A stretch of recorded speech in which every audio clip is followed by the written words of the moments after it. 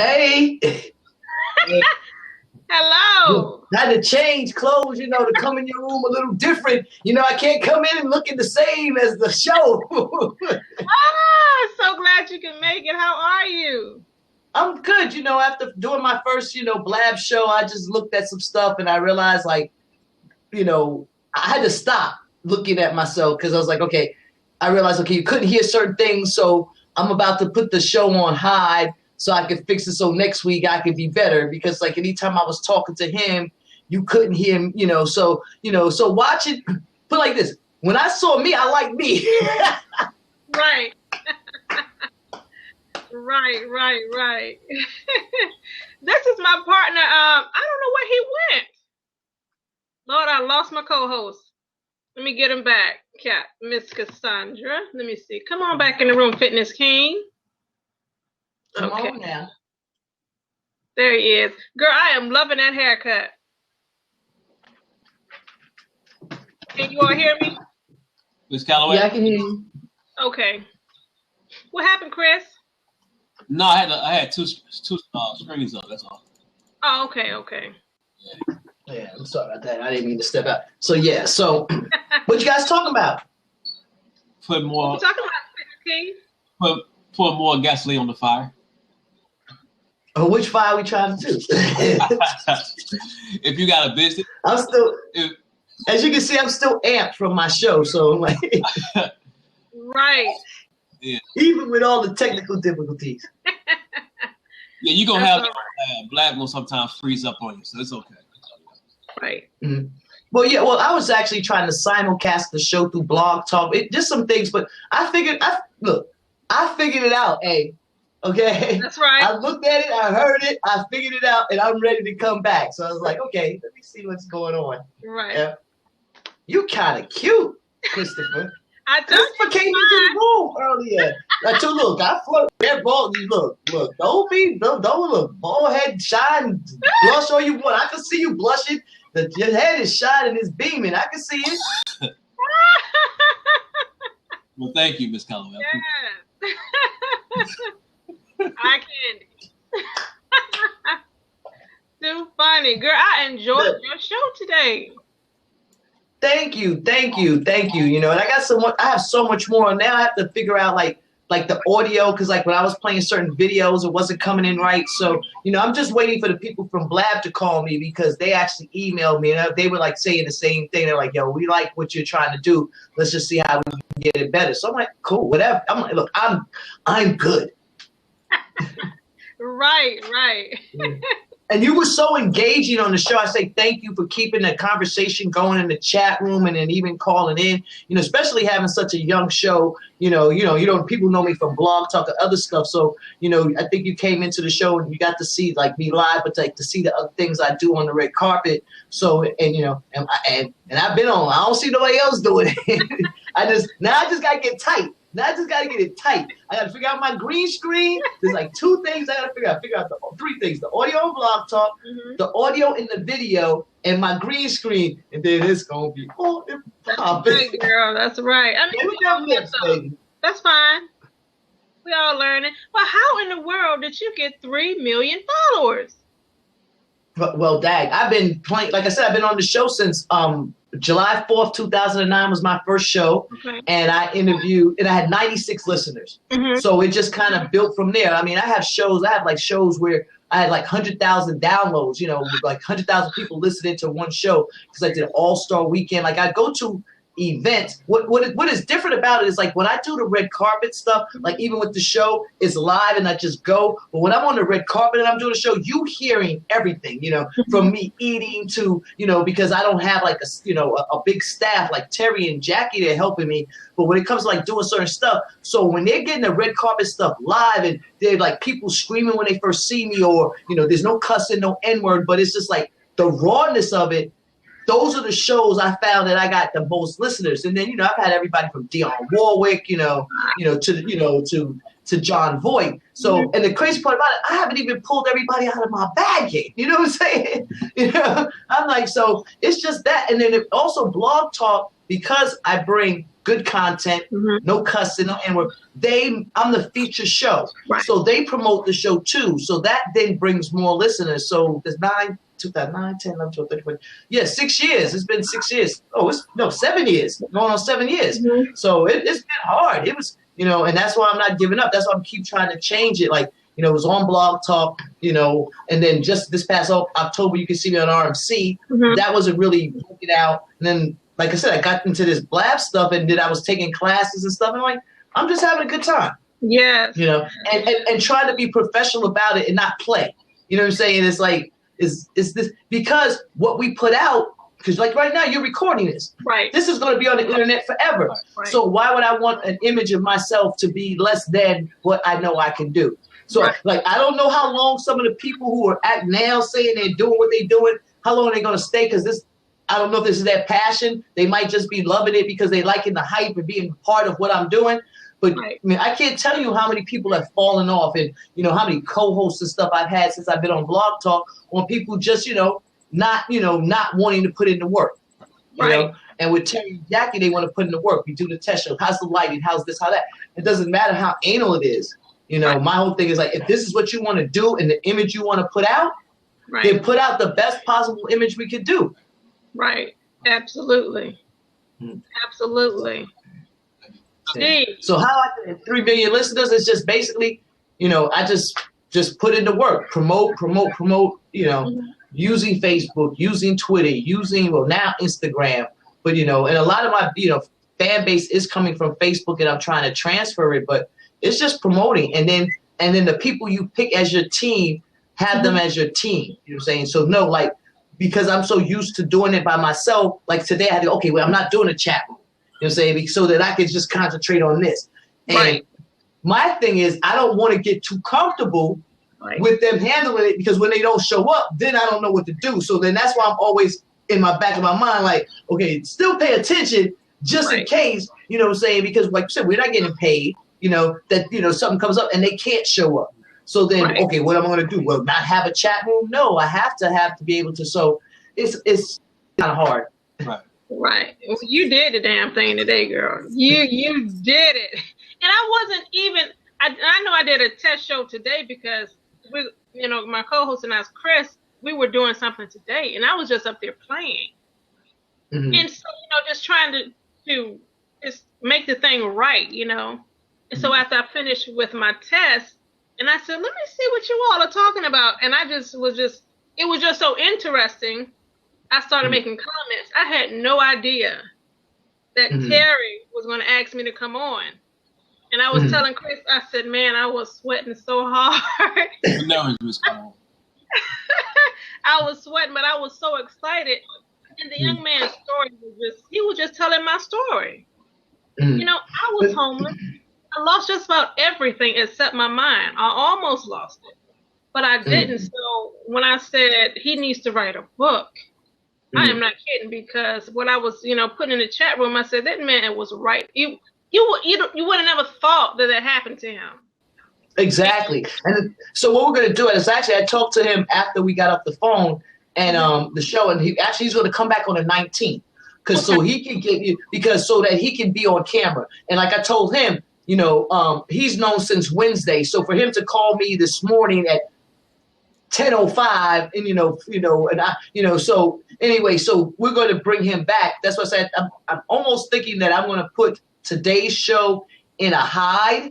Okay. I think I'm going to put today's show in a hide so that, and just use it for my own technical purposes.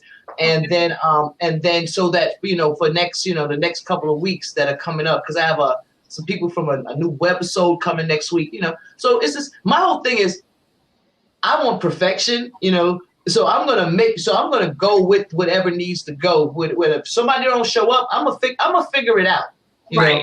And I think to figure it out on the air, people get to seeing it. I think that's more exciting than coming in with everything just. I want it to be polished, but it doesn't have to be so polished. No, it doesn't. I mean, I know when I did my first blab, I had to start over 3 or 4 times. But I was like, you know what? I'm learning this, so I'm going to keep on going. So you did a phenomenal job. And it's about the information that you put out. You know, so and then your haircut, because I used to wear my hair short. I said, I'm about to cut my hair off again. You know, because you are rocking that, girl. You just rocking it. You know, so like I said, everything was just so awesome. It truly was. So I mean, keep on going. And I say thank you, because my whole thing is, like, I want people to have that same response. You know, like I'm doing Jimmy Kimmel, Wendy Williams type by myself. You know, with no budget. So when I get a budget, you know what I'm saying? So it's like, so if I would have stepped up in here, hair looking crazy, and y'all be like, look, this is garbage. It's like, you saw whatever, you know, like, what made you come to my link? Was it the verbiage? Because that's the thing I want to work on, to make people come to see the show. Like, do I need to put celebrity or Hollywood in front of it? Like, the title of the show brings you there. But what brought you to the show? Was it a picture, or was it the title? It was the title. And then it was, you know, because people, you know, we look at things, people naturally like pretty pictures, attractive looking people. And then it was just, I said, let me just look at this and see what's going on. And so it was just a message, you know, so it was the whole look you had. I said, man, she's rocking that. And because I love hair and makeup, and then the show was about a celebrity hair, you know, makeup artist, I'm going to look at that. And the show was intriguing. So I mean, all of it. You know, and you know, and for me, and you know what I'm saying, for me, because like I talk to my brothers, my family, you know, so for someone who's never seen me before, and then to sit into the show, and you know, because I'm trying to, my thing is like, okay, I've been on since 2009, I have all these listeners, and I'm like, I go to all these, and everybody's, oh, you're great, but I'm like, why isn't the cheddar there yet? Like, what am I doing wrong? You know what I'm saying? It's like, so that's what you're saying. So then I had to get out of my own head. You feel me? Because I'm like, wait a second, you know what? I've been doing this show. I've never even had to pay for Blog Talk. Someone's always done it. You know, this year is the first time I've ever had to pay for Blog Talk. And if I can't get that right, I'm not trying to dump it, but because that's where the base of my listeners are. But oh, hold on 1 second. I ordered pizza. 1 second. Okay. Wow, isn't it fabulous, Chris? It's a blessing. I'm trying to share this. I know. I was looking to see. I know I shared it.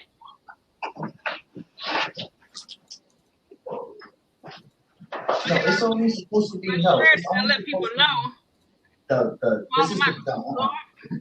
I got chicken pot pie in my face. Because I called back and made sure it's only supposed to be the small one and this.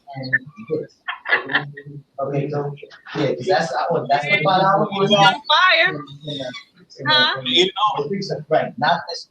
I didn't know it's just these two, and I tried. You know, I love my food, man. So, I mean, the real meat is gonna come out.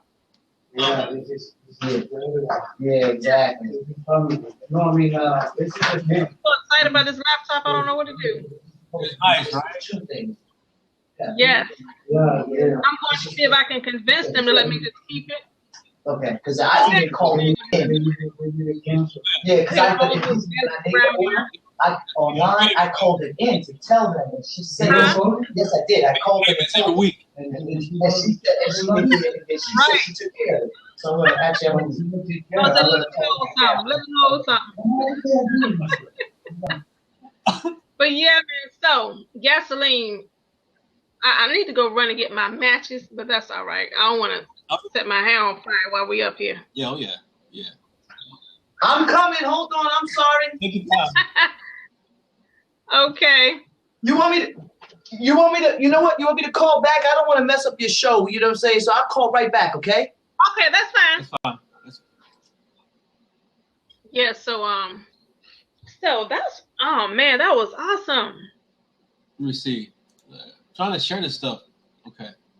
Yeah, I know. I thought I shared it. What's her name? Miss Calloway, right? Yeah, Cassandra Calloway. I'm gonna share it on Facebook. See somebody they join. Okay, because I know I tweeted it. But yo, I should put her name. Cassandra. Yeah, don't worry about it. It's fine. Yeah, but all right, Mr. Set on Fire. Catch on Fire. Yeah, it's talking about don't procrastinate. Whatever you got going on, whatever you have, whatever kind of type of business. Some people, they kind of complacent on what they do. Right. Sometimes they kind of get a little lazy when it comes to trying to promote their stuff or trying to make it, I guess, promote it more, market it more. I mean, I don't care if you're a chef, you're an author, you do music, you do makeup, or the makeup artist, whatever. Whatever you do, whatever you have right now, you may not have the funds to do so, but it's ways to get around it. I'm gonna share something with somebody.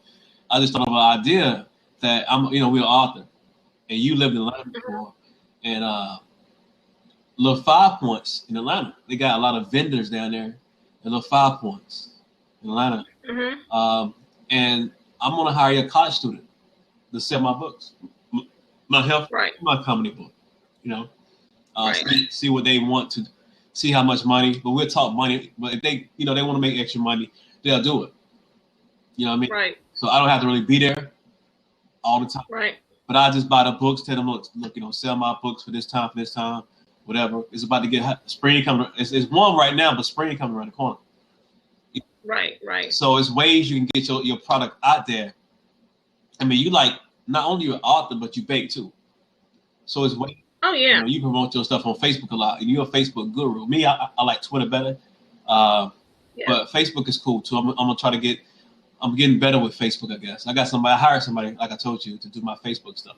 Right. But Twitter alone is like what I like doing. You know what I mean? So LinkedIn is good. Instagram is okay, I guess. But this blog talk is nice. Yeah, it is. It's real nice. And about marketing yourself, Chris, I had one of the worst headaches today. And I've been suffering with those things for some time now. Right. But this fire is on me, and it's no coincidence that we're talking about it today. Fire. This burning desire hit me today. And I said, I gotta get up no matter how I felt. I ate. I know why the migraine came. It took too long, and I was so eager to start on my book, and so I didn't eat, so I caused a headache. But after I ate my food and I took my medication, this fire was on me. I said, I got to get up, and I got to get up now. And so I said, I have to go ahead and start getting on Blab, practicing, to become an expert in my craft. Right. Because if I'm not careful, because I speak a lot, I wasn't used to just speaking in front of a crowd all the time, all of the time, every day. Right. So I said, if I'm going to get better with my enunciation and really take my time and speak so that my followers and listeners can really hear me, I need to practice this every day. Right. And become an expert on my story. Right. So it's no coincidence that we started blabbing, getting better and better. And I know I tore up a few blabs, most of them, Right.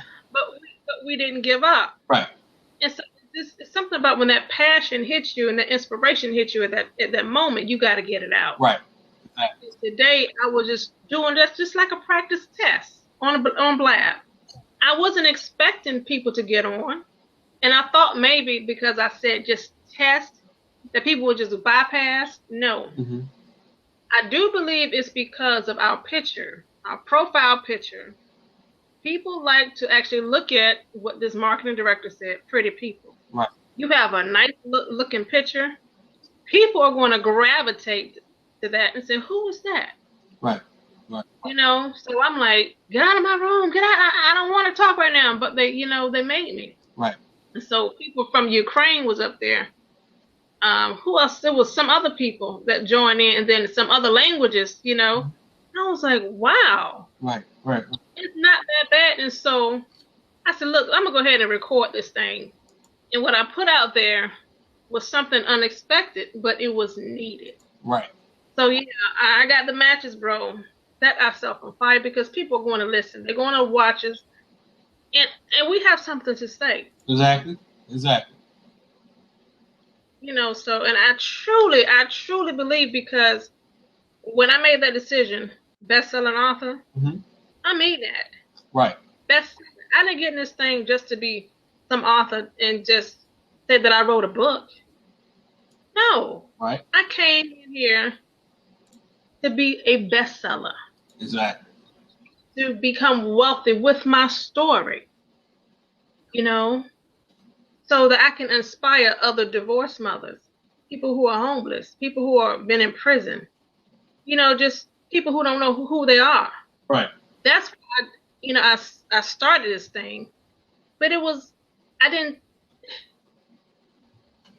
sometimes I just get so choked up because I know where I came from and I know what it took for me to get here. Right. You know, God broke me down like a shotgun. Right. I wouldn't say I was prideful. I would just say I was so strong, but that's, you know, being too strong almost killed me. Right. You feel what I'm saying? I didn't ask for help. So he broke that down, and I began to take on the robe of humility. Right. And asking for help, and knowing that I am a team, and I need more people. You know, we can't do it alone. Right. Like Cassandra was saying, she had somebody doing chat because she can't focus on everything. However, she was still learning. Right. You know, so that's my thing on setting on. We got to set ablaze. You know, so. Yeah, we do. We can't be complacent about anything. You know what I mean? We have to, people like, you may have your own business already and you think you don't have enough, or you think you're not, you know, or whatever you love doing. You know, you might say, I don't know what to do, but whatever you love doing, try to find passion in whatever you love and then go from there. You know what I mean? Right. And the thing about that, the only way you can put more gasoline on the fire is focusing more and to change your mindset. You change your mindset first. You change your paradigm. You change the people you hang around with, and just focus on what you have to do. You know what I mean? It's simple. You know what I mean? That's you back there. I don't know if that was me. I just heard a little birdie. Okay, I heard it too. But you have to change your mindset in this game. You know what I mean? So it's not as hard as we make it seem. You know, I know a lot of us get tired of clocking in for people day in and day out. You know, how many of us work for corporate America, really? And you work there, and you have this position that you have, and you know the position in and out. But how many times the company hires somebody else from outside for your position? Right. And you have to train that person for that position, and they tell you that you wasn't qualified, but you trained somebody outside of the company. You know what I'm saying? Right. Like we get slapped in the face all the time in corporate America. We get looked down on and get spit on all the time. You know, clocking in for people who don't care anything about us. You know what I mean? Right. You have to honestly, you know, I mean, I'm not saying quit your job. I'm not saying that. But if you can work on your dreams while working or doing stuff while working, don't put all your energy on the company that you make it rich. You know what I mean? Right. Never do that. Never do that. You know what I'm saying? And never let a company, try not to let a company retire you. You try to retire your own self. Yeah. Amen. Yeah. Ooh, that's awesome. Yeah. So. Yes. Retire yourself. Okay. You're absolutely right, because I worked in corporate America. Oh. I've always had this mindset, Chris, that I never wanted a boss. Right. Me and bosses don't get along. And I could never understand when I remember when I worked at Lenox Square. Mm-hmm. Remember store called Riches in Lenox Square Mall. Right. When I was in college, loved that job, because I went to school for fashion design and marketing. Mm-hmm. And so I got a job in my field. I absolutely loved it. You know, and I didn't know the rules. I just knew that because I like clothes so much, I could just put people in nice suits. And I just had this gift to see what looked nice on people. So I would just help anyone. And it took me longer for a customer, you know, with each customer that I worked with. But my sales were more than anybody else's. And so one day my manager, she said, Tamika, you're taking too long with the customers. And I'm like, but this is customer service. Mm-hmm. This is what I do. I don't know how to be an 8 or a 7. I only know how to function as a 10. So I didn't follow directions well. And I would never forget, this lady came in and she was just walking around the store. So I told my coworker, I said, look, I'll be right back because this lady's been walking around for 5 minutes and nobody has helped her.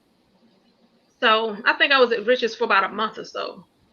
So I went over there and I said, excuse me, ma'am, can I help you? Because I've been watching you for 5 minutes and nobody has helped you. What can I help you with? So I was helping her out with, you know, with certain things. And so she asked me what my name was, and I gave her my name. And she asked me how long I had been with the company. I said, I've been here like a little over 30 days. She said, I'm going to talk to your boss. I said, really? Come to find out, this lady was the director of Rich's. Mm-hmm. She came to the store to see how the employees interacted with the customers. And she was counting down the minutes to see how long it would take for an associate to come and help her. I got a raise that day. And I was sitting up here like, wow, aren't they supposed to just do this? Mm-hmm. Anyway, you know, so my thing about putting fire on what you're doing, you got to do your best. Oh, yeah. You know, and I clearly remember laying on my back first with the first partial hysterectomy that I had in 2011. Mm-hmm. And I said, you know what? I have all these multimillionaire friends, yet I'm not a millionaire. Right. And I'm tears in my face. You know, it's before books and stuff like that. And I said, God, what is wrong? And he clearly said, Tamika, I made you a 10, but you're functioning as a 3. Right. And Chris, I kid you not. Immediately, I saw my birthday flash in my mind's eye. My whole birthday, all the numbers in my birthday represent the number 10. They add up to 10. Mm. And I'll explain it this way. Because a long time ago, I kept saying, what's so special about my birthday? Mm-hmm.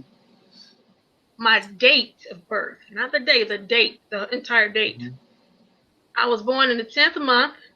That's October. On the 28th day, 2 and 8 makes 10.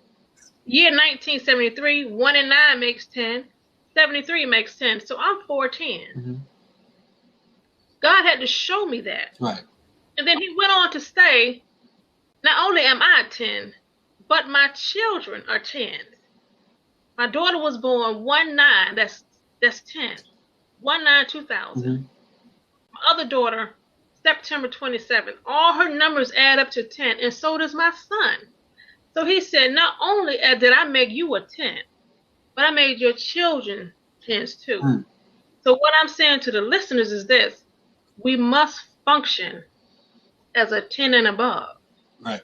Because being a 4, trying to fit in, just won't do. Mm-hmm. And we will find ourselves in agony, and it'll take forever to get to where we're going, only because we're too afraid to step out there. You know what I'm saying? So, yeah. Mm-hmm. Yeah. And you can't be afraid because time waits for nobody. No. Time. We're going to die. Huh? I said, we're going to die one day. Yeah. Maybe sooner than we think.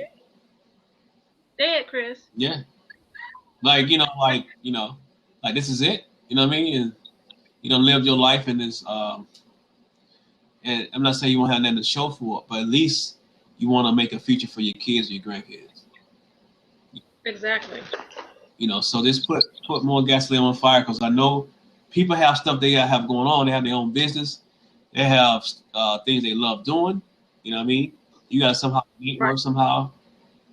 I'm preaching to the choir because I had to get out more as well. Myself and being the public's eye. You know what I mean? So I just hired a marketing strategist. So she's helping me with my Facebook stuff. Right. I mean, like I said, I do Twitter all day. I do Facebook all day, but I'm more of a Twitter person. You know what I mean? But besides social media, we have to get out there in the public, so people can see us like face to face. You know what I'm saying? Exactly. So it's a lot of ways to do. A lot of it don't take much to really promote your stuff.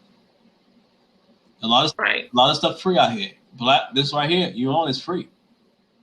Amen. Yeah, it's free. You know what I mean? So it's a pretty cool thing. I just want people to live their life, live their dreams. Right. Never settle for less. Don't hesitate. Don't hesitate. So don't be complacent. You know what I mean? So always do stuff every day. I don't care if it's like, even if you don't feel like doing something, do something 5 minutes that is going to help you reach your goal. 5 minutes, whatever. It don't take much to, get online, promote your stuff or whatever and network. Right. So just be more fired up about what you got going on. You know what I mean? Be a lot more fired up. So, and this was a show about, what I'm saying? We today we wasn't planning on doing Blab, but Tamika did Blab last night. So I told her while I was at the gym working out, I was like, let's do a show on putting more gasoline on the fire. So, right. I know, people got stuff they have going. They got stuff, their own business. But even if you have your own business, put more gasoline on the fire. Never give up. Never give up. It's like you have billionaires out here. They always find a way to make more money. But you got a lot of these young people that got money, these athletes, they spend more money. But billionaires find a way to either sell stuff or keep the money going. Whatever we have, keep it going. Because you can lose it in a blink of an eye. You know what I'm saying? And then even the job you have, you know what I'm saying? That job can be gone in the blink of an eye. So you have to work on yourself, work on your own business, and just get it up and coming. You know what I mean? So. Amen. Yeah. Absolutely, because I always say, like I said, anytime I did have a job, I always had a side hustle. I always had a business that could give me a 1099. Right. I like creating money in my own name where I write the check. Right. And so when I found myself, I could not work because I became ill. That was the biggest blessing, even though it almost killed me now. Cancer tried to take me out. Mm-hmm. But God spared my life. And because he knew through my story, our story is going to save some other people. Right. So, and that's why I say, I'm having a near-death experience. I do not recommend you go through that. But having a near-death experience, almost dying in front of my children, it changed my life. Right. I was already passionate about pursuing my dreams. But when I was lying on that bed in a hospital and they were giving me pints of blood, because I had lost 70% of my blood in 2011, October 2011. And when that doctor said, had you not gotten here, you would have died. And so I started thinking, I said, well, hell, I can't die yet. I haven't gone to Disney World. It was something I hadn't done anything, So being in that hospital for those 4 days, fighting for my life, changed my life. And ever since then, I have been rocking and rolling nonstop. And that's what I said earlier today. No matter how I was feeling, no matter what I was feeling, I just kept praying. I said, God, please help me. Help change my life, because what he showed me is, number one, the devil couldn't kill me, Chris. Right. You hear me, listeners? The devil could not hear me. He tried to tell me to commit suicide. I just wouldn't listen. I was just too damn stubborn. And and then when I figured out there was a battle for Tamika Griffin, and I just kept hearing God said, I'm going to make your name great. Right. I'm going to put you before great men and women. I was crazy enough to believe that. Right. And then when he changed my image, he started changing how I talk. He started removing everybody in my life who I depended on. So when I hit homeless, flat bottom, I had nowhere else to go but up. So when I say he set my tail on fire, baby, I was rolling around in gasoline draws, Chris, but I refused to die. I said, come hell or high water, I was going to do it. And then I started meeting people like you, Jeff, LaDonna, just other people all across the world. Right. And we all shared the same story, and we all had the same drive. Right. We had to do something now. We had to change our life right now. Right. Because, like I said, I have 3 children looking at me every single day. Every single day. And my baby girl, she told me one day when she was trying not to cry. And I must say, our children watch us, Chris. Right. When my daughter, she was doing her, little hormonal thing. She was 13 at the time. Right. And I said, what's wrong, baby? What's wrong? She said, Mommy, I'm trying to be strong like you, but I can't help it. I have to cry. Mm-hmm. And so when she said that, I said, wow. I said, baby, Mommy cry. Mm-hmm. I just don't let you see me cry. Right. And I said, all winners cry. We just don't let our haters see us cry.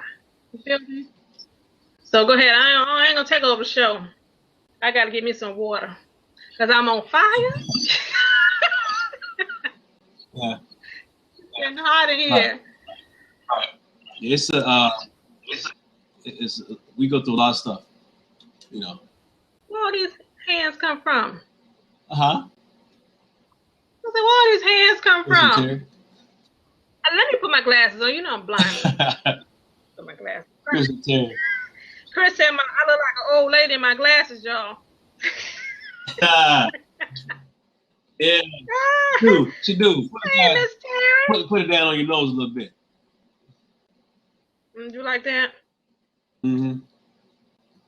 That look all right. I can't see it. Well, okay, Cassandra said she don't curse, so I'm going to no cussing diet. Is she listening? Can't cuss. You want to come back on? Yeah. Listen. Yeah. Does anybody want to open the seat? The seat is all yours. Come on, we gotta have some more firecrackers up in here. Cassandra, Chris, Terry. Christina Layson said, "What's the blab about?" It's about we catching on fire. Mm-hmm. Go ahead, Chris. It's about putting more gasoline on the fire. Meaning that if you have a business, Chris, or whatever you have, just be more adamant, just be more focused and more driven on making that business grow. No, even if you don't have a business, whatever you love doing, find a way to make it grow. You know what I mean? So never settle for less. Never be complacent. Always look for ways to reach your goals, your dreams every day. You know what I mean? So like every day we have to do something. We have to do something every day in order to succeed in life. You know what I'm saying? So I tell people working a 9 to 5 is cool, but don't let a 9 to 5 retire you. Never let it retire you. What's up, Chris? Whoa. What is going on? What's going on, man? So what you folks are talking about is a little bit of momentum, is what you're saying. Right. Okay. Correct. Yeah. What I do out here, so I'm in Southern California. I help. I sell solar out here. Okay. So it's quite exciting. Tell you what, there's it's a door-to-door industry. Mm-hmm. And a lot of people, they think that we're out to get them, to screw them. Mm-hmm. And the funny thing is when I first started, I almost quit the same month just because I did think that we were taking advantage of homeowners. And I mean, it's a good thing to make money, but I also got to sleep at night, right? Right. And so I didn't really actually start building up my momentum and my success until there's a guy, you may have heard of him. His name's Gary Cornegay. He actually has a book out there called The Preacher's Kid. Recommend going and getting that book. Phenomenal book.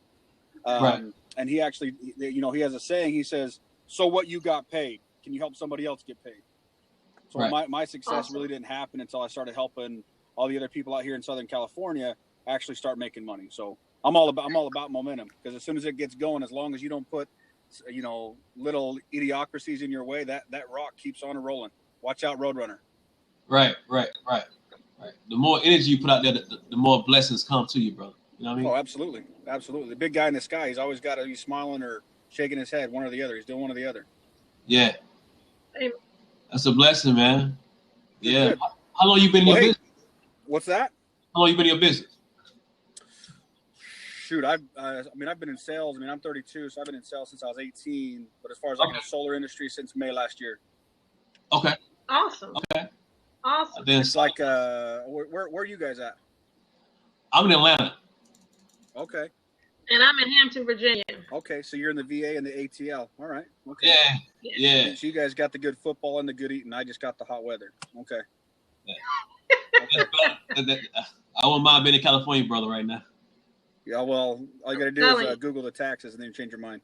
Okay. Well, I do that. Will do. Yeah. Will do. My wife is actually from Richmond. Oh, wonderful. Yeah. Awesome. Okay. I'll be speaking in Richmond next month at a book signing. Awesome. Dropping knowledge everywhere you go. Tell you what. Right. I'm doing it, sweetie. Well, hey, you guys enjoy the rest of your day. I got to go out before it gets dark. So thanks for what you're doing, and enjoy the rest of your day. Thank you, Chris. Thank you, Chris. Thanks, Chris. Awesome. Okay, cool. Awesome. That was awesome. We got it coming from. Ooh, I'm getting hot. It's getting hot in here. Oh, yeah. Spirit Love says she'll be back. Yes. Okay, so I see we got him coming in the room now. Uh-huh. Yes, thanks, Chris, so much. Yeah, appreciate it. So, setting people on fire. Well, Miss Cassandra, she don't want to come on? Cassandra eating her pizza, honey. You know how I was tearing that pizza up that night? Girl, I was going to town on it. Yeah, you were. On blast. I couldn't believe that, Chris. You didn't even warn me. I was eating my peanuts, so it don't matter. I was in my own world, honey. But yes, setting it on fire, setting a blaze. That reminds me, you know, just having a burning desire. Burning desire, you know. Mm-hmm. And that motivates you to, you know, when you wrote your book to me, to tell people about your book. Well, actually, I'm fanning with them because I don't know if it's a hot flash or the subject, but either way. Right. But I am a motivational speaker, and I write most motivational books. But I just penned my first romance novel called Morse Code. Mm-hmm. But I will tell you about my first book. My first book is called Your Mind's Eye. That's me, that big old afro. Mm-hmm. That's my sidekick right there. That's my girl. I take her everywhere I go. So Your Mind's Eye came into play because if you don't know my story, like I said, I was homeless, not destitute but broken. You know, and I needed to do something before my 40th birthday. Mm-hmm. So I went through just straight hell. And so what happened was I kept having this vision. I kept having this vision, Chris, for over 20 years. And so in 2011, I wrote out the introduction to this book, Your Mind's Eye, right.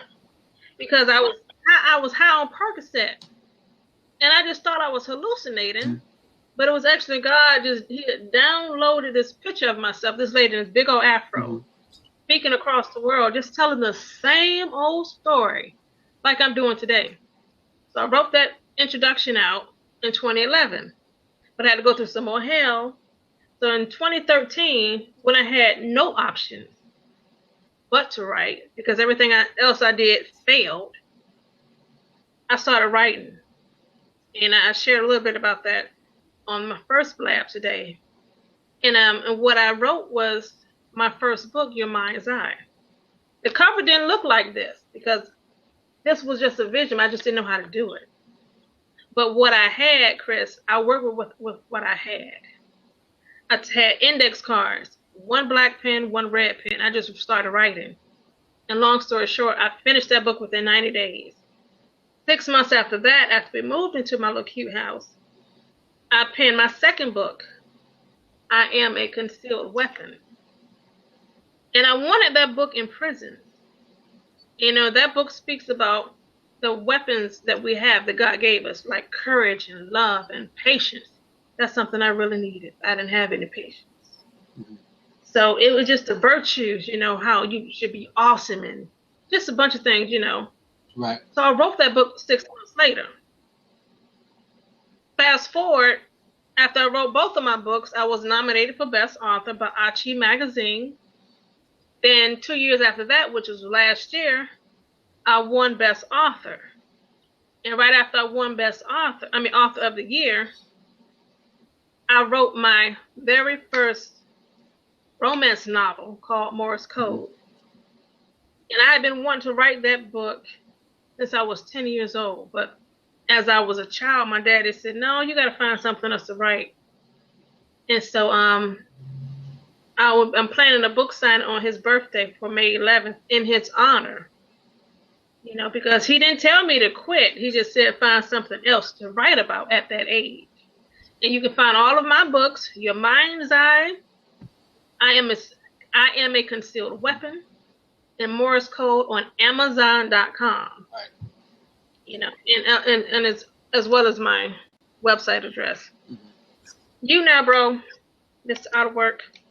What about it? I want me to talk about it? You got, ain't you an author? Yes, I am. No, I wrote Out of Work while working in the workplace.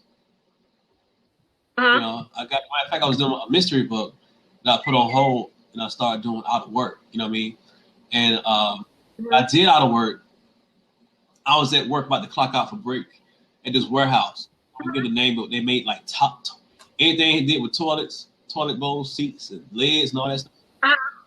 You know, it's the same old warehouse type, slavery type stuff. You know what I mean? 20-minute lunch breaks and crazy managers and crazy pay and one day we was going on break to clock out and people was running like rats to the break room to clock out for 30 minutes and rushing to McDonald's to get something to eat and come right back. And I said, this is a book, you know what I mean? So I started my book Out of Work, which takes place in the warehouse. And and the concept of it is that sometimes when you go through stuff in the workplace, your decision to have peace of mind will leave you out of work. So it's a twist to it. People think the job is about being out of work, but the job is out of work, but you also in the work field dealing with crazy managers and bosses and employees that want to tear up the warehouse and people fighting back and forth at the warehouse and stuff like that. But I made it a comedy. I made it fun, Right. But I wanted to encourage people to don't settle for less, working in these warehouses, making $9.25 an hour, $9.50, $10.50 an hour, you know what I'm saying? And, you get like a 10 cent, like a 25 cent raise every three months or 6 months, maybe every 2 years. Right. So I wrote that book. It took me 2 years to write that book. 2 years to write that book. And in the mix of writing that book, I was getting my IT degree at University of Phoenix. But, but writing was I was loved to tell this story right here. And I wanted to get this story out. And you read my book, and some more people read it. So, I wanted to entertain people with it, my experience, what's going on in the work field out here. And, and go from there. So, and I'm doing other things. I have a health book as well because I'm a personal trainer called Healthy Eating. So, I do whatever, but You do whatever. You are the fitness king. Yeah, I guess. Show the biceps. Show assets. I've been training for like 27 years. I've been working out. I'm 30 now, so I've been working out for 27 years, and I've been doing training for like 16 to 18 years. I trained in Atlanta, New York, and South Florida. New York is my favorite place ever to train. I train with some of the top trainers in New York, hands down.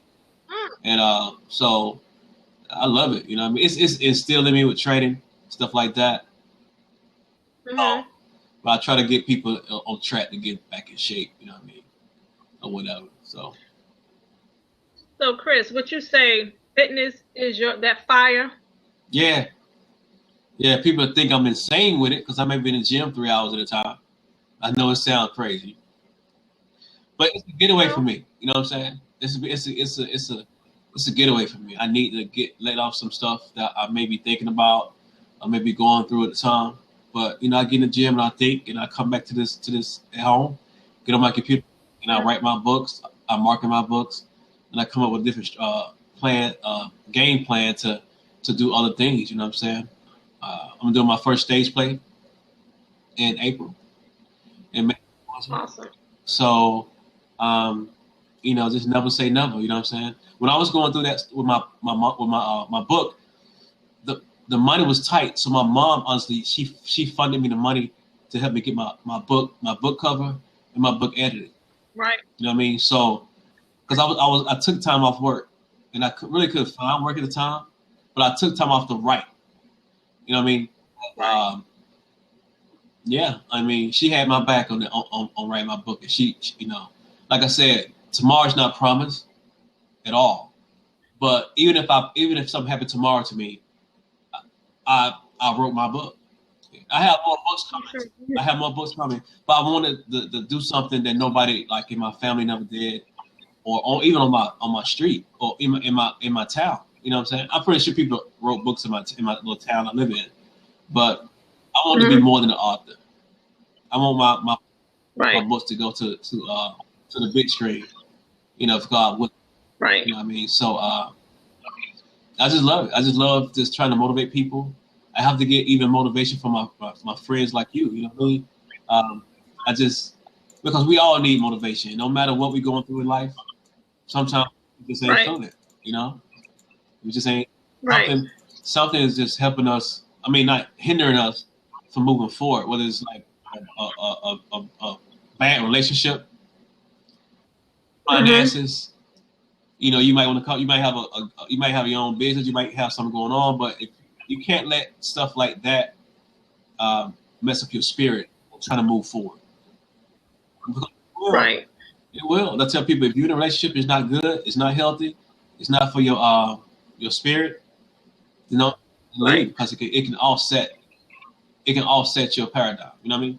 So that's correct. Chris, we have Galen Bingham coming on. Hello.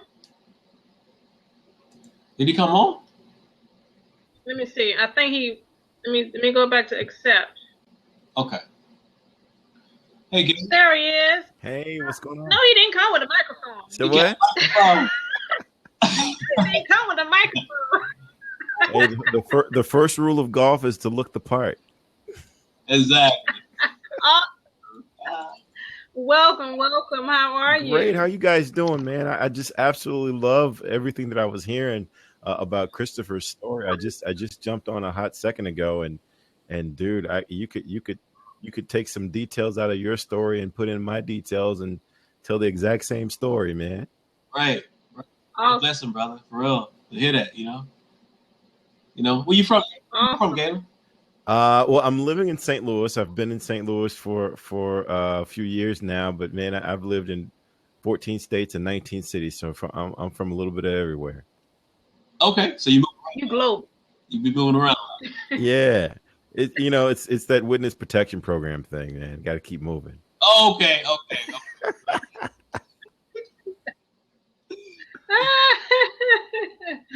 Awesome. That is all right. What you got going on over there? Let me put my glasses on. He got his glasses on. So what? What you got going on? I put my glasses on. You got your glasses.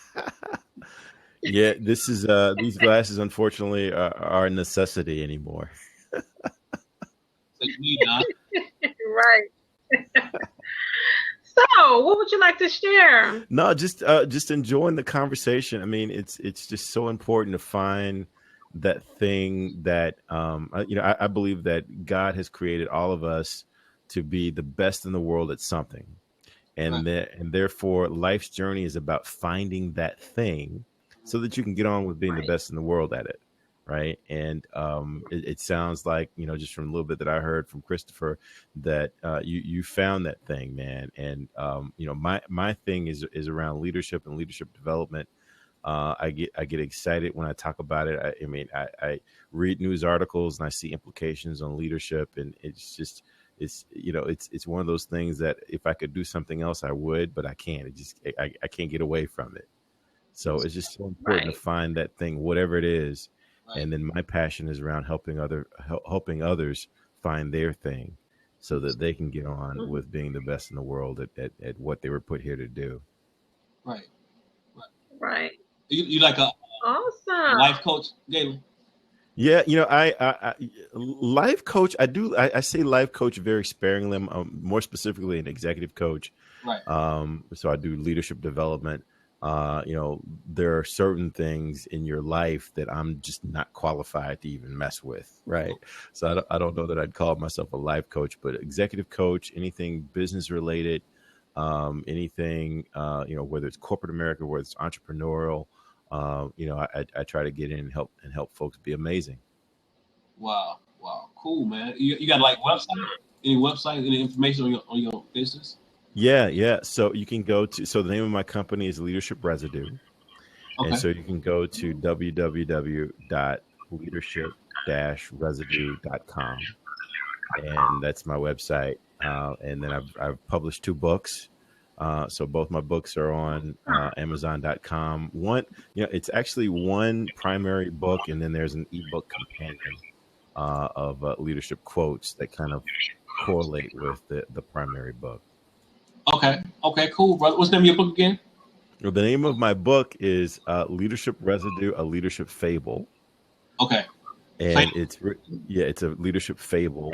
So it's a fictitious story, and from it you draw some leadership principles that I think go into making for the kind of leadership that would remain even after the leader is physically gone. Right. So that's the first part of the book, and then there are interviews of 19 leaders in a variety of fields, and they tell their story, and it's consistent with the fable. And then at the back, I share tools and resources for how you can create that kind of leadership impact yourself. Okay. Awesome. How much is your book? The book is $21.95 on Amazon. Mm-hmm. And then the ebook companion, which is a book of leadership and inspirational quotes, is $5.95 on Amazon. Okay. Yeah. You mind typing the link or the information? Absolutely. I'll post the link here. Okay. Cool. Awesome.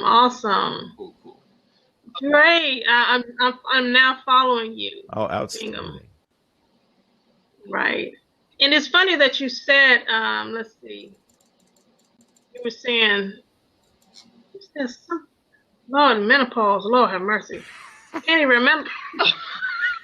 Messing with my memory, man. But you were saying on the lines of working on something, even after you're gone or something like that. Yeah, the kind of influence, leadership influence that remains even after the manager's physically gone. I've found, and this is certainly true for me, that when I'm facing tough situations at work or whatever, I often contemplate, how would this person handle this, right? And at that point, that person that I'm thinking about has more influence over me than my manager does at the moment. And that's the kind of influence that I think every leader should aspire to. It's not about, if you work for me and I tell you to do something, chances are pretty good you're going to do it, right? The chances are very, very good. And so that doesn't necessarily require leadership. That requires management, but not necessarily leadership.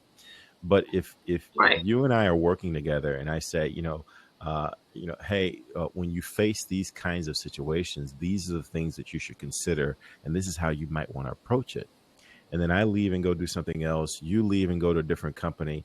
But yet when you face those same situations, you start thinking, hey, Galen said that when I face something like this, I should think about it this way. That is leadership. Right. And that's profound because I got a message from my daughter's school today. The principal was saying that they're getting ready for their reading and writing SOLs. But she left a message about writing. They teach the children writing because writing is immortal. Ooh. So after they're dead, their writing will still be here. That's right. So that's why while I was trying to remember what you were saying, I said, wow, that struck a nerve. Isn't that juicy? Writing is immortal. It's immortal. Absolutely. And that's why the word of God says, write it down so that when men read it, they can run. So even after you're dead, it's still going to be working. So I was like, man, writing is immortal. So I got to put that in my book. Oh, very good. Yes, so I'll let you borrow that game. I like it. Yeah. So what made you write? I mean, how did you get in? Did you always know that you had leadership abilities, or what happened? Because everybody got a story. Yeah, well, yeah. So, it's one of those things that throughout my life, I found that ultimately I would always be called to be the leader of the group, and it would always happen, and it actually got to a point where when I would join a new group, I would lay in the cut for as long as I could so I can get a break before they call me to be the leader of the group. And I'd never asked for it, but it would just happen. And so that's just kind of ongoingly been just my experience. And then as far as writing the book, this is a book that I felt like I had to write because it kept messing with me for so long. It just kept bugging me, and it got to a point where, and I just this something that I'm developing that's going to go in my next book is that there are really kind of 3 phases that everyone goes through. I mean, the first phase you go through is you're learning, right? Whatever it is that you're doing, you got to learn it first, right? The second phase is that you're doing. At some point, you've learned enough to be able to actually do what it is that you've learned. And then after that's over, you really need to form a point of view, right? And it's beyond what you've learned. It's beyond what you've been able to do. You need to say, okay, here's my spin on what this means. And I felt like in my life, I got into a point in my career where it was time for me to form a point of view. And so that's what the book is. Okay.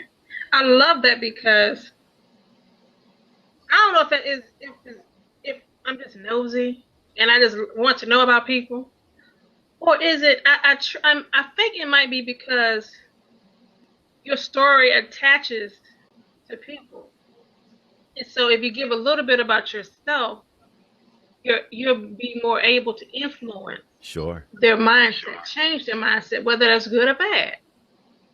Absolutely. And it's funny that we're talking about influence today because on the way, it was a couple of days ago, I was driving along and I was thinking about how many people follow us on a regular basis. And I was thinking, I said, now who am I influencing? Ooh. People follow you based on how you influence them. Sure. And so the word keeps coming up. You just said it. Christopher was saying, and we've been talking about influencing people in the right direction. Sure. So man, John. This is an awesome show. Yeah, John Maxwell, who is, he's an author. He's a speaker. I think he used to be a minister. Right. And I can't do anything in the space of leadership without paying homage to John Maxwell in some way. So the first quote actually in my book says that each of us will influence 10,000 people in our lifetimes. So it's not a matter of will you influence, but how will you influence them? Right. And so I think that is just so, that's what we're here to do. I think you captured it perfectly. Right. Have you seen him live and in person? I did. I've seen him live. I've had an opportunity to have a very, very short conversation with him. And it was kind of a cool experience. It was he, and my background is in sales and sales leadership in particular. Mm-hmm. So the other person I got to meet was Jeff Whitmore, and Eric Thomas, who's another motivational speaker that I'm into right now, and I had a chance to meet him and have a conversation with him and that kind of thing.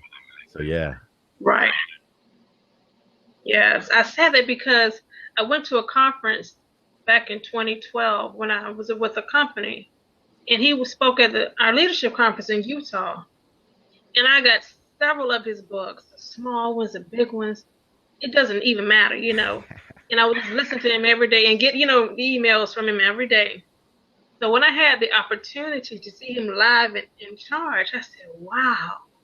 But what stuck out to me with John Maxwell, he asked this question about goals. What would you do if you could, what would you do? What are your plans for like 10 years, 5 years, 1 year? And then he was talking about 24 months. If you could believe you could get it within 24 months, what would it be? That stuck with me. So I thought about the things that we really, really want to happen. And I did exactly what he said after that conference. Wow. And I just started writing 10-year goals, 5-year goals. Whatever he said. When it got down to the 24-hour, if you knew you could have it in 24 hours, what would it be? And I said, well, I'm walking, so I need a car in 24 hours, And that was in 2012, And so I just kept that mindset. If I could have it in 24 hours, what would it be? And one day, I'm real big in dream boards. If you're listening, you better start putting pictures down on dream boards. Because even when I was going through a divorce and finalizing divorce and being homeless, I always had a dream board. And on my dream board, I put stuff up there, and magic began to happen. And I noticed, Galen, when I was really serious, when I really needed God to show up, I said, you know what, God? You said I could have anything I wanted. And it's that mindset that set me on fire. I said, it need to show up tomorrow. And I will never forget. First, it was an expedition. It showed up. A best friend of mine, a millionaire, gave it to us. Because I petitioned God. Then there was this house I wanted. I petitioned God. It was no option. Didn't know I was going to divorce and lose everything. But as time went on, anytime I got in that frame of mind, God, I need it like now. It's a necessity. And because I believe you said I could have it, it has to show up within 24 hours. And so recently, after got this little house, the house I'm sitting in now, me and my mother, we were renting cars everywhere we went. We had a rental car every day. We were borrowing people's car every day. So I asked God, and I was looking at my driveway. I said, okay, now I got the house. I need to be driving now. And it was a bus station right across the street, Galen. I refused to get on the bus. I refused. And so I said, God, and I told my girlfriend, I said, watch me have this car tomorrow. Because it just has to happen. And so my mother came in the house. We're going to get a car today. And I was like, what? It's 9:30, 9 o'clock in the morning. It's too early. I forgot I asked God that. We left off that lot that same day with the very Cadillac I said I wanted. Now, I'm not bragging, but I am specific when I talk to God. Because I've wanted a Cadillac since I was 14 years old. I've had a bunch of raggedy cars in the middle. And I was thankful for every car I had. I didn't get on a bus. Every taxi cab I rode in, anybody's car. But when I became specific, you become specific in what you ask God for, He will set you on fire. So much that you believe that whatever it is, no matter whether it's in your budget, He got to give it to you because it's your faith. And so I learned that from John Maxwell and all the other leaders. And so that's why we had to come on today and talk about setting fire, putting gasoline on your dreams. Because it's time for you to burn. So I know. When I get into talking, I start talking. I can't stop. That's a good thing. That's a good thing. Yes, it is. So you're in St. Louis. Yes, I am in St. Louis. I've been here for, gosh, it's hard to believe. I've been here for 10 years now. That's the longest Wow. I've lived. That's the longest I've lived anywhere. So I don't know if St. Louis is really is ready to claim me, but I think I might have to claim it. So Wow. What brought you there? my corporate job. So I moved here for my corporate job and had the responsibility for managing a couple states, primarily out of St. Louis, and was in that role for a few years. And instead of going the route that I always said that I wanted to go, the company put me into this space that just allowed me to focus just on my strengths, and did that for. And that was supposed to be an 18-month assignment. That's now turned into 6 years. I've been doing that 18-month assignment because I enjoy it so much. Wow. Nothing wrong with that. Yeah. What you do. And it's important because there's so many people, Galen, just doing something just for a paycheck. Yeah. And I am one to say it is necessary to have a job in certain cases. But if your job makes you sick, you dread going there Sunday night and about 7:00 p.m. the night before you about to have a heart attack, you need to rethink some things. And that's why I always say, I said this morning on the blab, I said, even if you're successful doing what you do, if you're not happy, you're wasting your life and you're wasting your time. So it's awesome that you love what you do. And I'll ask this question. Would you be happy if you died tomorrow? Lord have mercy. Don't take Galen. It's just a question. It's just a question. If you were to leave tomorrow, would you feel that you've lived your best? That what you're doing right now is what you wanted to do? Yeah, I mean, me personally, I would definitely say yes. I'm hearing a lot of echo right now. I wonder if your speaker might be on. I've said actually in front of a lot of rooms that a lot of people will ask, what you're doing right now, would you do it for free? And I can say yes because I've done it for free. So right. Yeah, I've done it for free. So this is not necessarily something that I want to do, but it's something that I have to do. It has me. Right. Andy P said, what if your only option is minimum wage? Who wants to answer that? Let me go. Okay. What if your only option is minimum wage? Your only option? Mm-hmm.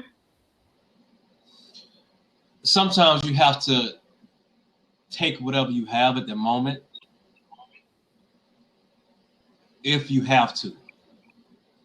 Right. If you don't have to, then you don't have to do it. But if you have to take it, then take it. But while making that money, was it like $7.25 an hour? What was the minimum wage? Like $6, whatever.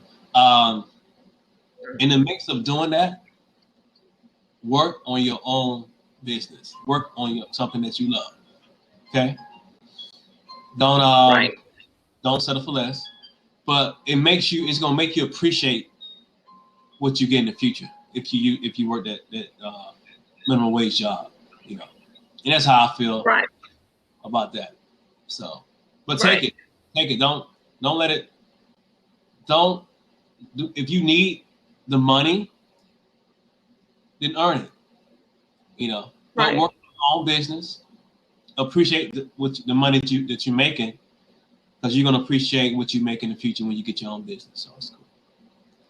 Right. You want to collaborate? And you Timmy, go ahead, Timmy. I would answer that with a question, Andrew. Do you feel that minimum wage is your only option. Because if that is, I would ask, why? When there's so much more out here for you to earn, for you to get. And like Chris was saying, yes, be grateful. You need that money now. Some money is great money. And I was grateful for every dime that came my way. Okay? But the question is, great question, Andrew. However, is that your only option? Question 2, do you feel that you can earn more minimum wage? I'm looking at the screen like Andrew is right there. Like he's right there. Like I can see him. You know, so that's just your homework, Andrew, and hopefully we have a time to see you again. What's your take on that, Galen? So the question is, what if your only other option is minimum wage? Here, I'm a big believer that we each determine what our value is, and if you are not making what you believe you are valued at, then it's up to you to change that. I had a situation, real life situation, in corporate America where the company, for all the right business reasons, they adjusted my compensation. They adjusted everyone's compensation in the organization, and I was impacted. And I decided that as a shareholder of the company, that was the right thing for them to do. But it was not reflective of what I was worth. So I didn't leave the company, but I started doing other things so that my family income was consistent with what I felt I was worth. And so I think for me, that's an example of I'm not letting the company define my value. I'm defining my value, and I'm doing what's necessary to make sure that I'm at least realizing what I believe I'm worth. So what do you think for like a young, like a student like me? I can either have my job at school for minimum wage, or I can be at an accounting firm for double that, and it's just a terrible job. It's just which option will allow you to learn what you need to know in order to get where you want to go long term? Neither. Then I think you need to find another opportunity so that you can learn what you need to know to get where you want to be long term. And there's nothing wrong with doing a minimum wage job to create some income, as long as you still have the flexibility to do something else that's going to allow you to learn what you need to learn what you need to know, so that you can be where you need to be long term. All right. And I am applying to like my area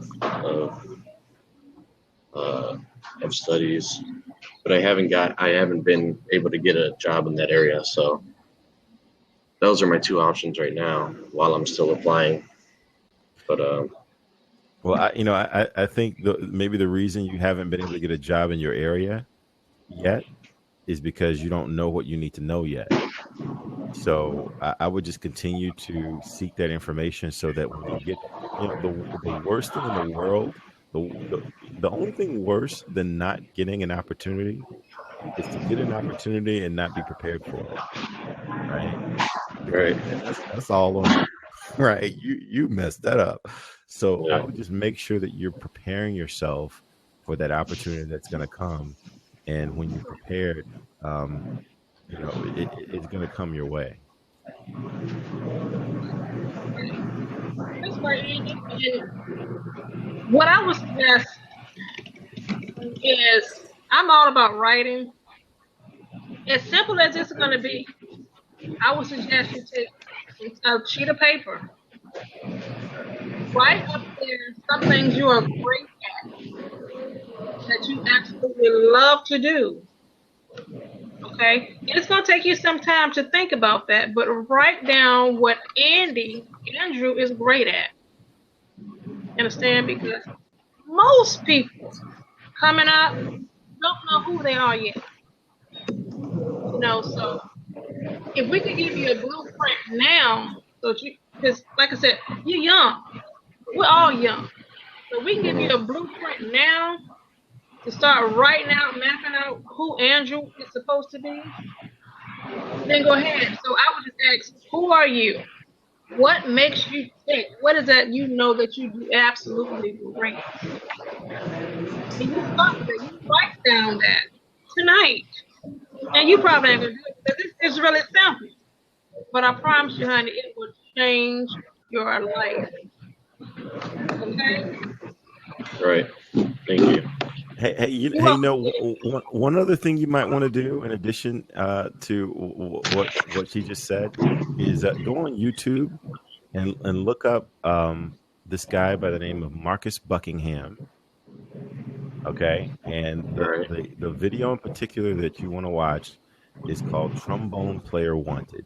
And because Marcus Buckingham, really, really brilliant dude, and he talks about strengths and weaknesses, and the way that he defines strengths is a little different than the way the rest of the world has been defining strengths. He says that a strength is something that you not only do well, but it strengthens you while you're doing it. You can't wait to do it. You know, it's like I've got to do this because it's part of me. And if you can find things that strengthen you and while you're doing them, and then boy, you'll never work a day in your life. You'll be playing. That's right. I found the video. Perfect. Awesome. Okay. I'll definitely check it out later. All righty. Well, thank you, All right, Andrew. thanks, guys. You're welcome, sweetie. Have a great day. You too. All right, honey. Awesome, awesome. Hey, MJ Lover 97. You know, I'm gonna look at the trombone player myself. What's his name? Marcus Buckingham, you said? That's it. You got it. Marcus Buckingham. He's written several books, but Trombone Player Wanted just really, for me, it really kind of cut to the quick of what his message was about, and it really changed the way that that I led teams, because I tried to build my entire team around what are the things that you do that you enjoy doing, and it doesn't feel like work while you're doing it. And if I can get you to do that, then I'm not only going to get what I need from you, I'm going to get more. Right. And, yeah. Right. And you mentioned doing stuff for free, honey. I was just so excited to speak. You know, I was like, anybody that said, you want to come talk? Yes, I'll do it. You know? And then, you know, there comes a time when you say, you know, maybe I could get some money for this, you know, and that's what I said earlier today. When I was talking, I said, you got to find that thing that you absolutely are great at. It's second nature. Talking was my thing, but I didn't know it. I didn't, because I just knew I was going to be a chef. I love to eat. I just knew I was going to be a designer, makeup artist, hairstylist. I just thought that was me because I love to do it and I could just do it. But there is a distinct gift between a gift and a talent and your purpose. Oh my. You know, and I did so many things great. But I would get tired. Some days I didn't want to put no clothes on. I don't want to do no hair. Just look ugly. I don't want to do anything. But when it comes to writing and speaking, I never shut up. Never. You know, and I didn't get that, Galen, because I just thought, well, maybe, you know, that's too easy. You know, but when I started hearing people say, well, Tamika, God, how did you speak like that? I'm like, you're just talking. We talk every day, you know. It's something that we do. But that voice was almost stolen because a lot of people think that because maybe they're not making the money, that is not valuable. And so that's when you have to have that fire. You have to have somebody else. Like me and Chris, we talk every day, giggling.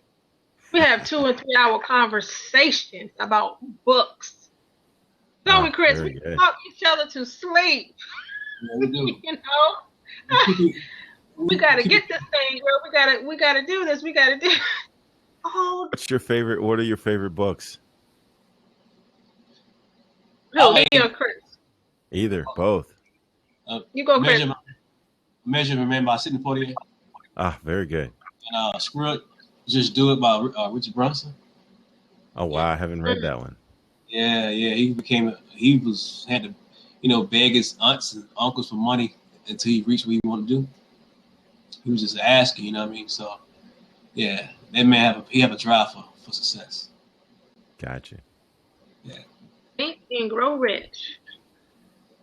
Think and Grow Rich by Napoleon Hill or by Dennis Kimbro and Napoleon Hill? All of them. Dennis Kimbro, Lady, Napoleon Hill, the old one for 99 cents, the other one I bought for $10.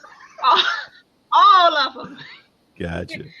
But I tell you, the one that really changed my life was my mentor. He said, get this book called The Science of Getting Rich by Wallace D. Wattles. Wow. Most self-help books were written because of that man. That book is 72 pages. Wow. There is a science of getting rich. I'm going to write that down. So when I was at, Wallace D. Wattles, it's on my dining room table. I read it once a month.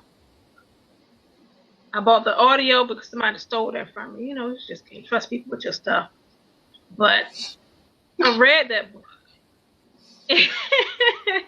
And he was just talking. He said, it is a sin not to live an abundant life when God has blessed everyone with this whole vast earth to flourish in. And so I started getting that. He said, because even if you have money and you're sick, that's not wealth. That's also Think and Grow Rich too. But the two books are the same. They coincide. And so I started thinking, I said, wow, there's a science to getting rich. And that's one of my favorite books. And then what's another book? I got all these goddamn books and can't remember. Anyway, they're in my library. But my two go-to books, The Science of Getting Rich and Think and Grow Rich. Science of Getting Rich and Think and Grow Rich. And of course Lisa Nichols. Anything by Lisa Nichols. That's my homegirl. Anything by her. Wow, I've heard her name like 4 times in the last 2 weeks. Yes. She's bad. She need a cake. You need a cake. Yes. I gotta get that book that Chris said, Sidney Poitier. I gotta get it because I just like his name anyway. I'm gonna put your link back up here again twice. So what? Okay. Oh, yeah, I'm gonna buy his book. We got the I sure am. Huh? I said I sure am. And then in my book I got a list of all my favorite books inside of my book. So what is your favorite book? Wow. I'm giving everything away, man. What you love reading? What you like? Let's see. Gosh, I like so much. I like much of my speaking business, and quite honestly, maybe the book that I wrote was initiated by Simon Sinek's Start With Why. Mm-hmm. The 21 Indispensable Laws of Leadership by John Maxwell. Gosh, to me, I got to go back to my list. You got The Art of War. Yeah. Specifically The Art of War for executives, but just The Art of War, Sun Tzu. It's like there are just so many principles from that have carried over through life and through business for me. Right. 5 Dysfunctions of a Team. I mean, the fact that my book, the subtitle of my book is A Leadership Fable, comes directly from 5 Dysfunctions of a Team, a leadership fable. So that's a good to great. Oh my gosh, great, outstanding book. Yes. There are just so many, and I got like 20 of them listed in the book. So, yeah, but Right. Think and Grow Rich: A Black Choice by Dennis Kimbrough and Napoleon Hill. I read that book in 1991, Right. and had it on my desk, and had it on my bookshelf.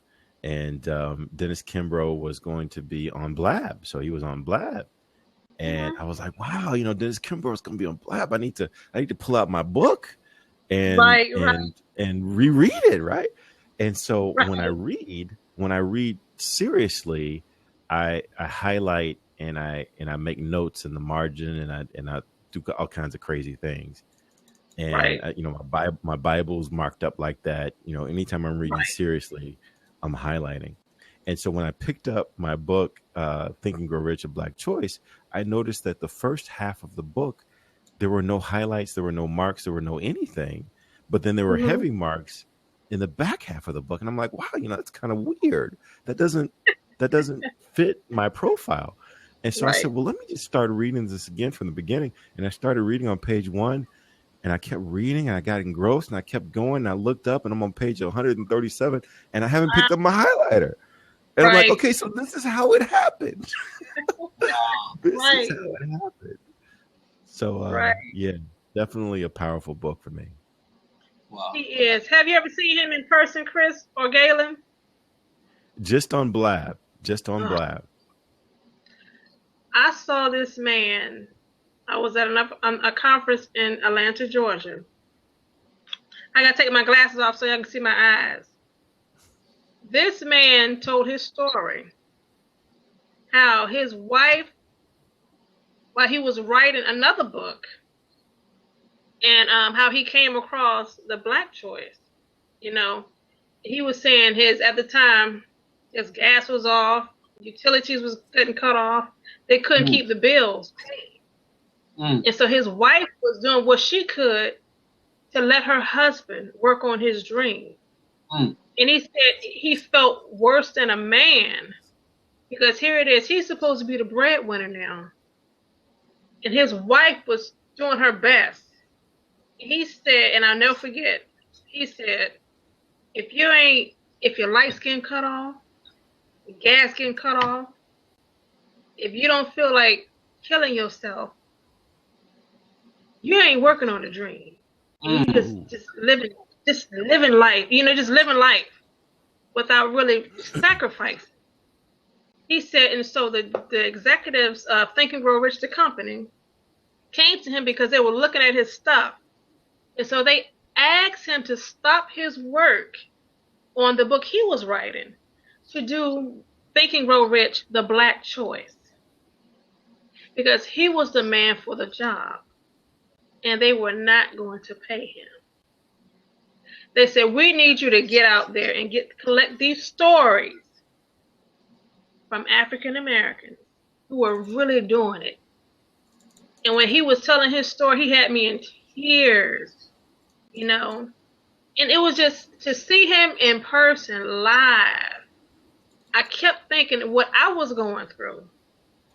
It seemed like every year my gas would get cut off. We had to just do those space heaters. So he was hitting home with me because I was working on my dream. I had not become a writer. I was still working a full-time job. My divorce wasn't final. But had I not gone and saw that man sacrifice, I spent my whole check, y'all, from Sprint that weekend. $876. I spent all my money to go see that man. And when I bought that book, I got an ebook Kindle in my library. He changed my life. And see, most people, what we're talking about tonight is that fire. You got to have that fire that's going to keep you warm on those cold nights when you just feel like giving up. So that's why I asked, have y'all seen this man live and in person? Because it's just so many people out here like us, and we think that we're alone, struggling to get toward our dreams, but it's a sacrifice. But what he was saying on the next end, it's going to be well worth it because now everybody know who he is. and it's because he put that time in to put my glasses back on now. Uh-oh. I saw a just recently watched a video of Steve Jobs, and he was talking about something very similar. He was saying that you have to love what, in order to be successful, you have to love what you do, because the amount of work that you have to put in, if you don't love it, no sane person would do what's required. Right. And so you have to be crazy in order to do what's required in order to be successful in any endeavor. And so that's why I typically draw from Malcolm Gladwell, where he talks about in order to master anything, you have to put in 10,000 hours. And a lot of people have recently made a big deal about the number of 10,000 hours. I don't think the number is as important as the fact that you've got to put in a phenomenal amount of time perfecting your craft if you're going to be viewed as a master. And there's absolutely no way that you're going to dedicate that kind of time if you don't truly love it. Right. I wouldn't be baking no cupcakes for no 10,000 hours. I don't know if I can do that. I can't do and that. That's probably why I'm not very good at golf, right? I appreciate golf. I can enjoy it. I respect it. But I'm not gonna put the kind of time that's required to, to be out there doing it for real. Right. What you think about those 10,000 hours, Chris? You think we can do that? Oh yeah, it's gonna take work though. That's dedication. I'm ready. Yeah. Like my grandmother says, hook or crook, baby, hook or crook. 10,000 hours? Gayla, you said 10,000 hours? 10,000 hours. That's not me. That's Malcolm Gladwell. Mm-hmm. He says in order to be proficient at anything, you have to spend 3,000 hours. In order to be good at anything, the number goes to 5,000 hours. But in order to be considered a master, it has to be 10,000 hours. And he did the math, and he said that's 12 hours a day, 7 days a week for basically 8 years. It takes you 8 years of dedicated focus to become viewed as a master. Now, you can become good for less than that, right? But to be viewed as the master, he said 10,000 hours. 8 years, yo. Here I am thinking we can do that in a year. 8? So here's the thing. Here's the thing. Because when I read that, I started thinking, what could I become a master in, right? And do I have 8 years to start something brand new? And I decided that I didn't have 8 years in front of me to start something brand new. I didn't love anything that much. So I looked at what's something that I already have, that I might already have 3,000 hours on already, right? And so for me, it was about giving presentations. It was about speaking. It was about developing people. I mean, I've been doing that since I was in grade school, giving Easter speeches at church, right?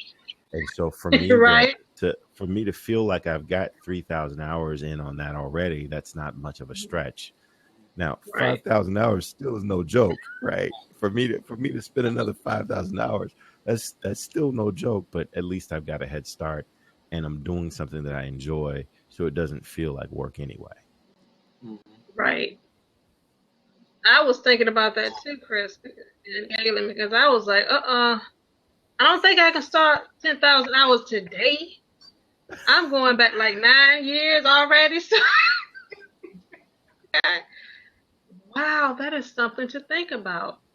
And and this kind of talk is so needed, because I can say most people who are not living and doing what they love to do every day think that people who are actually doing what they love to do, they just think it's so easy. And I forgot who I heard say this. People who don't think easy, thinking is easy. And it is not. I take my glasses off. Uh-oh. And I had to think about that. I think it might have been John Maxwell who said he takes a day off, 2 weeks off, a day off, a couple of hours off, and then a weekend off just to think. Mm-hmm. And I thought about that, and this is what me and Chris talk about all the time, Galen. Mm-hmm. We're fully engaged in what we're doing. You know, even when we started our blab last week about life experiences, mm-hmm. and then I said, you know what, we got to do this every day. We have to master this every day. And see, I was afraid to do this, but Chris said to me, you need a blab. I'm like, no, I don't want a blab. People are going to see me. I'm scared. But because he pushed me on out there, now I'm worrying him to death. We going to blab today? We going to blab today? Hey, I'm in the gym working out, and she called me about the blab. I said, look, blab from the gym.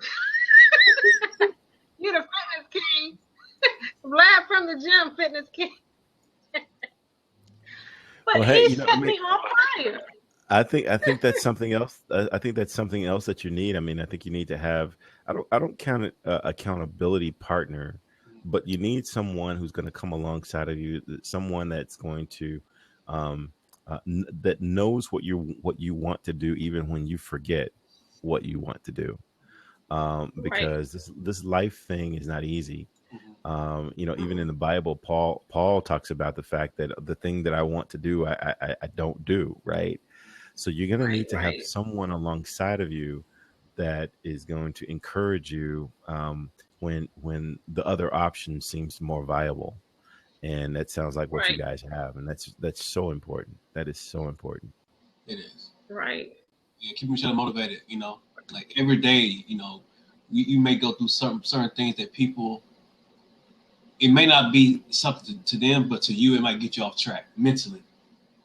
Right. You gotta call somebody up to get back on track, because we have, you know, a lot of things, man. A lot of things go on. You know, you might be focused on this right here, and then you might see something or see someone that can get you off focus because you dealt with them on a certain level. Right. And then it's like you throw your whole spirit off, but you gotta just think like you just have to rethink your mindset. You know what I mean? So I just called Tamika. If I'm thinking about call Tamika and be like, you know, talk to her about some stuff, and she listened. You know what I mean? Stuff like that. You know what I mean? Yeah. Yeah. But, you know, being positive and being goal focused and purpose driven, that's a decision, right? That's not something that just happens. Right. You have to decide that this is what I'm going to do. Right. And the slightest little thing will get you off the course, because I believe that the world, this is going to sound terrible coming from a motivational speaker, but I believe that the world is mediocre, and mediocre people like to pull other folks down into the mediocrity, because if you stand out, then that's going to make them feel bad about themselves. So if you're not careful, you're gonna get pulled down into the mediocre pit, because you want to help people, and you got to have someone that's going to say, "Hey, look, that's not your course. Don't let that stray away, take you away from what it is that you're here to do." I believe that we're all intended to be the greatest in the world at something, and it's our life's mission to find that thing and then get on with being the greatest in the world. Right. Yeah. Definitely. Wow. Yeah. Appreciate that. Do you coach? Do you like mentor people or like help people besides like do you do Atlanta? Do you do Virginia? Do you do New York? Yeah. Well, you know, I do executive coaching wherever you are. Okay. You know, the benefit of technology is that if I've got a phone and you've got service, we can connect. Okay. And starting to get into a lot of things with trying to figure out like live streaming and video conferencing, because I think there is something to being able to look someone in the eye. So yeah, there's a space there. Okay. Right. You know, I tell you the biggest thing that I've done, because I've tried to figure out you know, I know that I enjoy helping people, and in the past I've been limited by how many hours in the day that I have, and can I get to everyone. And so that's one of the reasons why I wrote the book, so that, you know, even if I can't get to you, this is at least my point of view. And Right. you know, and in the back third of the book, I share tools on you know, my best take on how to help you get to where you're trying to be. Right. Cool. Put your Awesome. you have a website for your business, executive coaching, right? Did you put that website up? Yes, I do. Yeah, absolutely. Yeah, because people need it. They Right. need it. Yeah. People need it. Right. Where you from, Galen? I was born in Arkansas, raised in Oklahoma, but I've lived in 14 states and 19 cities, and currently I live in St. Louis, Missouri. You back in the Midwest? Yeah. Yeah. You ever lived in Atlanta before? I haven't lived in Atlanta, but I come to Atlanta quite often. Because my corporate job is with the Coca-Cola Company. Okay. Awesome. Wow. Well, the headquarters in Atlanta, right? That's right. Yeah. Right. Coca-Cola. Do you drink Coca-Cola, Galen? Hey, man, I figure if they're going to pay my mortgage, at least I could drink their product. At least you can do it. That's the least I can do. Yeah, okay, yeah. Hey, look, I'm just trying to send a little girl to college. That's all. That's all I'm doing. Trying to send a little girl to college. The world Amen. Nothing wrong with is love and loyalty. Maybe a disguise. That doesn't quite look like Coca-Cola. No. No. No, maybe Ooh, Pepsi. So what's that? Maybe Pepsi. Yeah, see, that's what happens when you drink Pepsi. Right. That is what happens right there. he was happy, boy. I love it. I am so Woo. We need to I'm have laugh about that one. At the second time, Tamika. Galen, at the second time, Tamika, let somebody on. You didn't do a screen check. No screen check. But look, I thought you could see him. Can you see Chris from your end? Can you see from your end? Can you open the seat from your end? I can't. I'm glad You to. I can't. Look, I do my best to give everybody a chance. I had no idea he was drinking Pepsi, but he was into it. He was. That's gonna become He was code into it. now. Hello, Coach. That's gonna become code now. Be drinking Pepsi. Yes, that's a good one. I ain't mad at him. Baby was singing, wasn't it? He was happy.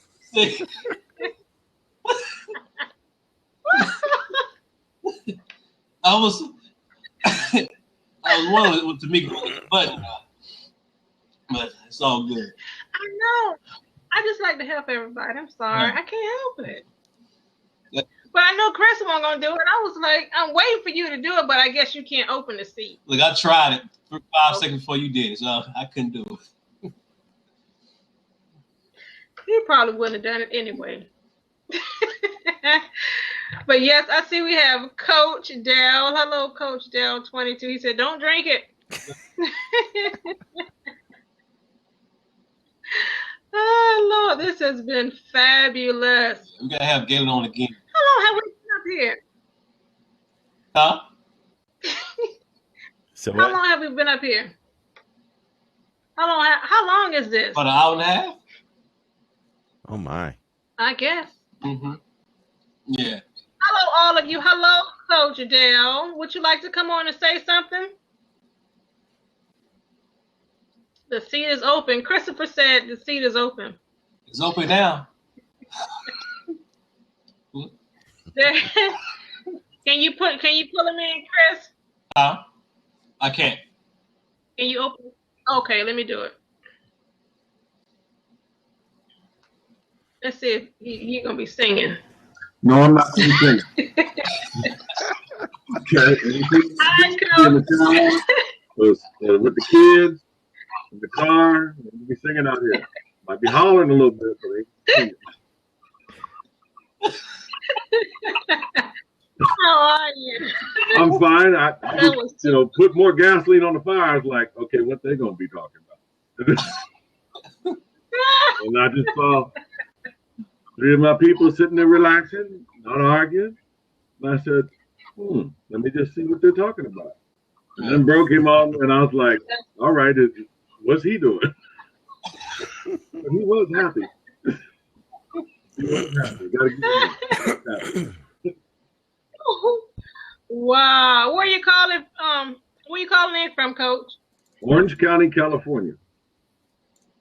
Disneyland. We got a lot of California. Say that again? Wow. I'll be out there in 2 weeks. Oh yeah. 2 weeks you're gonna be out here in Anaheim? Well, yeah, I'm gonna be in Anaheim. I'm gonna be in Irvine. Irvine is 10 miles from me.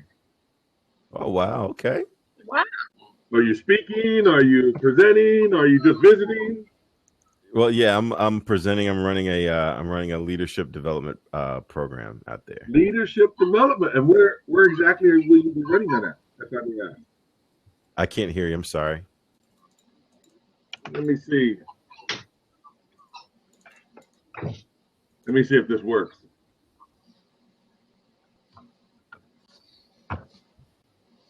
Can you hear me better now? Yes. Where in Irvine will you be doing your leadership? Yeah, so I'm going to be working with the Coca-Cola Company. So they're one of their offices out there in Irvine. Oh, so this is a corporate position. It's not you just running your own thing. No, this is not my own thing. Oh, not okay. this particular trip. Not this particular trip. Okay. So you can post the dates up here, and if I'm available, I'll come check you out if they let me. Yeah, they might frisk you at the door, man. You know that they used to do that years ago, so it's nothing new. I've learned how to handle it now, and Gotcha. So now it's all good, and I do know how to talk to people in a way that they go, "Oh, that's all right. Come on in, you know." I'll tell you, I was on a blab earlier today, and we were discussing how you can get almost anything that you want with influence, right? Because it's about influence. And and I think the title of the blab was "What's the value of a college degree?" I did see that. I didn't step into it. Yeah. I did see that. That was kind of the point that Mark McCormick, who's another author that I read a long time ago, and he said, all things being equal, friends buy from friends. All things being slightly unequal, friends buy from friends. Mm-hmm. And it's all about influence. So you're absolutely right. Yeah, we call it connection, of course. Depending on where you're at, and in the old days, you can see I got a little white and all that stuff. So we used to call it a personal relationship, or PR, and you had to build that PR with them, and that sometimes took months or at a time. And when they finally gave you that one shot, you had to get that one right. You could not mess that first one up. The second or third one, it's a possibility, but the first one you couldn't mess up.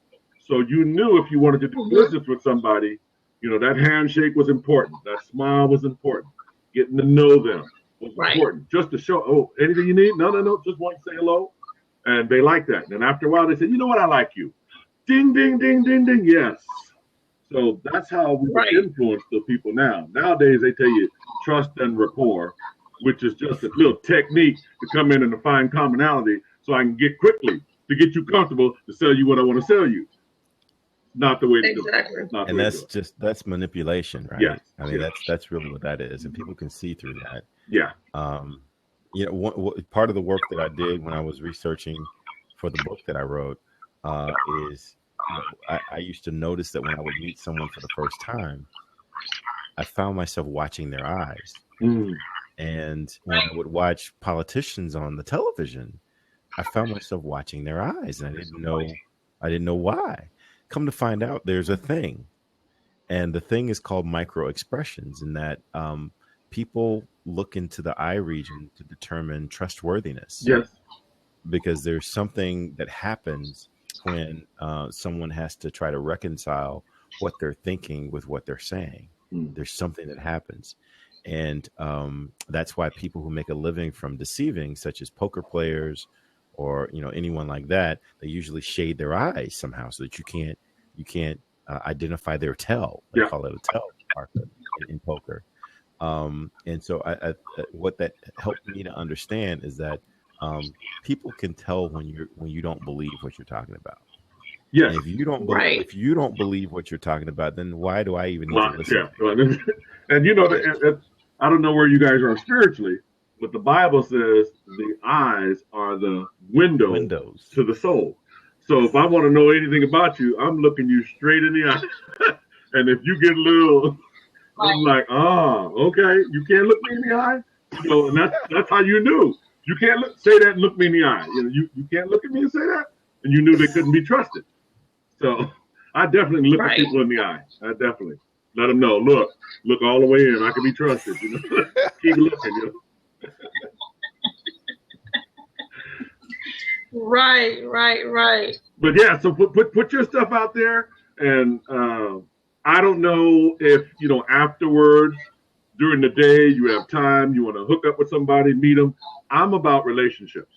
I'm in business, all that stuff too, but I'm really about the relationships, the hooking up with people. And we want like-minded people, definitely. But I don't want to be with anybody that I can't trust, anybody that, is kind of shady, anybody that's argumentative, and anybody's going to hurt somebody, all that stuff. If I can invite you over to my house, I like you. If I can introduce you to my kids, I like you. If I can whoop you in some dominoes and have a good time, I like you. I'm talking about building something with people where you go, you know what, life is good because of these types of people, these person in my life. That's what I'm about. And you can probably already tell, I love to laugh. Everywhere I go, I don't care if I'm the only one there. If I got to talk about everybody in the building, I'm going to have me a good time, so. And I don't mean that, mean spirit or anything. And everywhere I go, everybody wants to come around me because of the energy, and I'm not doing anything. I'm just talking normal, but the energy brings people together. Right. So now, are you a lifelong Californian? No, we moved here. I was born in Louisiana. I was listening to you when you said, yeah, you were born here, but you went to 12 different cities. And it was like, like Red Fox used to say, I was born over here, but I don't know where I was buttered. I was just kind of spread out everywhere, So I've spent most of my life here in California, and then half of my life here in Orange County. And so, I got 4 kids. I'm divorced now, but I had 4 kids and all that stuff. People say, "Don't tell them you're divorced," and all that stuff. I go, life happens. Okay, life happens. Right.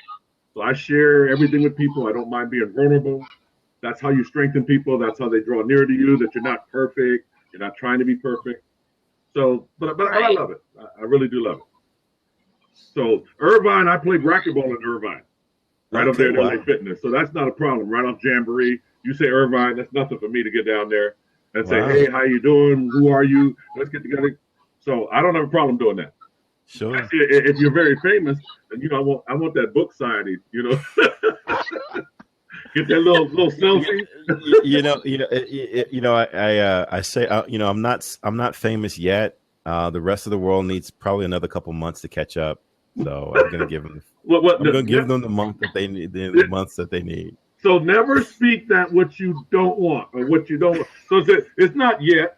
It's no. They just don't know me yet. I am. Right. They just haven't caught up. They haven't caught up yet. Right. So that's what I tell them. And so sometimes I come up to people, you don't know them, and you go, "Excuse me, do you know me?" And they go, "No." I go, "Hi, my name is Dale." So, and they laugh, and that breaks the ice. It's not all that heavy stuff. Hey, who are you? What do you do? And all that stuff. You make people laugh, you got them. Yeah. You make people laugh, and they're in your corner already. So I make them laugh, and then I come back, and I always add a little bit of value, even if it's not business. Always add a little value. Always tell me, what's my name? Dell. How do you spell it? D-E-L-L. No, Del Taco without the taco. Del, D-E-L. You know, and people remember that stuff. So that's what I'm saying. Just have a good time, and you know, I'm not trying to be funny, but I tell people I'm fun, and I'm fun to be with, because I take life's moments and I enjoy that, and we have fun with that. But we're not trying to be funny. You understand what I'm saying? So anyway, don't let me talk, because you know, as speakers and coaches, we could talk and preach all that time. So we just gonna, like, you know, be quiet, you know, just kind of listen in. Hey guys, I'm gonna bounce out, but I'm gonna friend all of you so I can follow you on Blab. I hear the family coming back in, and so I want to go spend some time with them. Amen. Awesome, thank you, Gail. Thank you. All right, take care. All right. Bye-bye. Have a good night. All right. Bye-bye. How'd I get 500 applause already? I got 500. You made me laugh. You made us laugh. I tell you, I have a good time. So tell me, I'm sorry I got in late. Tell me a little bit about where you two are from, and I'll just listen, you know. Okay. Chris, you want to go first? Yeah, Mr. I'm from Atlanta, Georgia. Yeah, born and raised here. I lived in New York for like 2 years. I lived in South Florida for like a year. I always wanted to come to California. I've been there, but I was young, like 8, 9. I haven't been out west. I think my cousin, he lived in South Central, I think, if I'm mistaken. So LA or Compton, you know. I can't even. I don't know one of them, but that's not too far away from me. Okay. Less than an hour. It's not okay. Yeah. So I'm trying to make it out there to Cali. You know what I mean? So yeah, it's pretty cool. What you coach? You coach like baseball, basketball? Used to do that. Okay. I used to coach actually football, basketball, track in high school.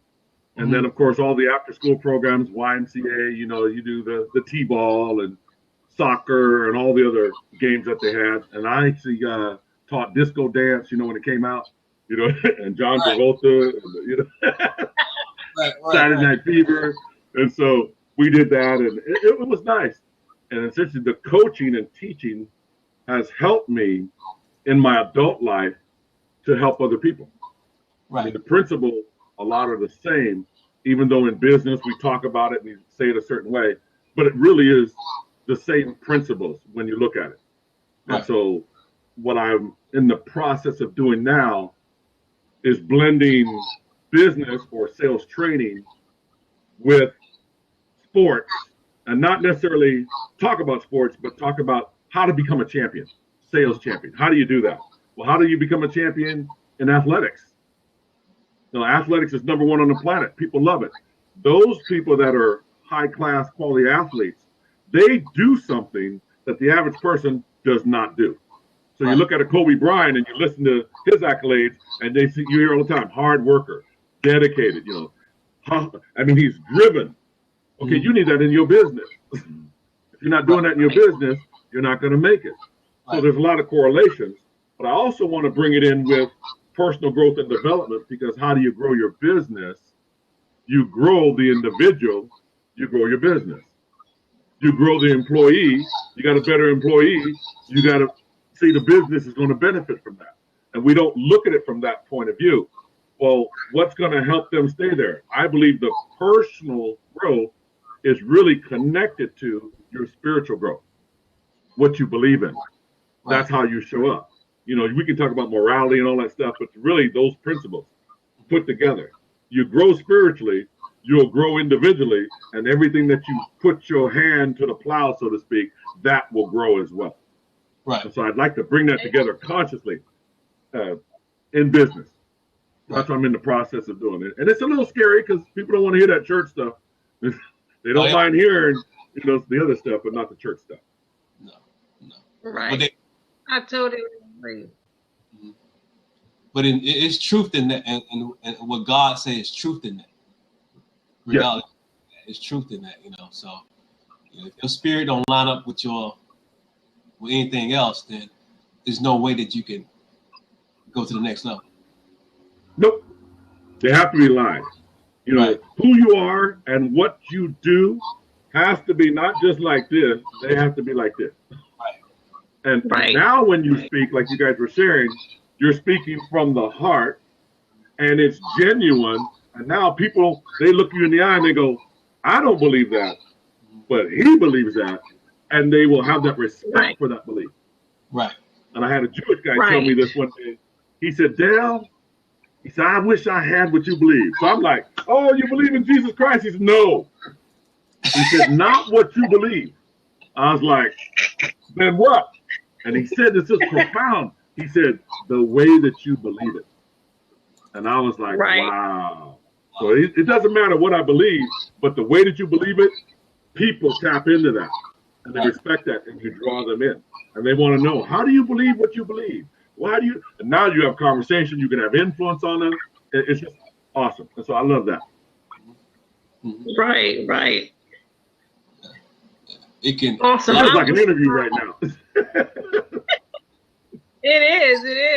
We were talking about influence the whole night. Right. Coach. So this is good what we're talking about right now. Right. It all you know, we're talking about that fire, that passion, what that burning desire is. And it's all in, you know, it's intertwined with Christ, you know, God. It's intertwined, and, you know, he gives us all this fire. He gives us a burning desire. And that's why Chris named this show, Put More Gasoline on the Fire. You know, because, you know, God, he has set us afire. He set us ablaze. You know, and until we have that burning desire, we won't move. You know, so and what Galen was talking about, Chris was talking about, and now we're all talking about influence. How can we influence people tonight to get that burning desire, be lit with passion, to get what we say is no procrastinating any longer. Work your purpose now. If you don't know what that is, that's why we're here.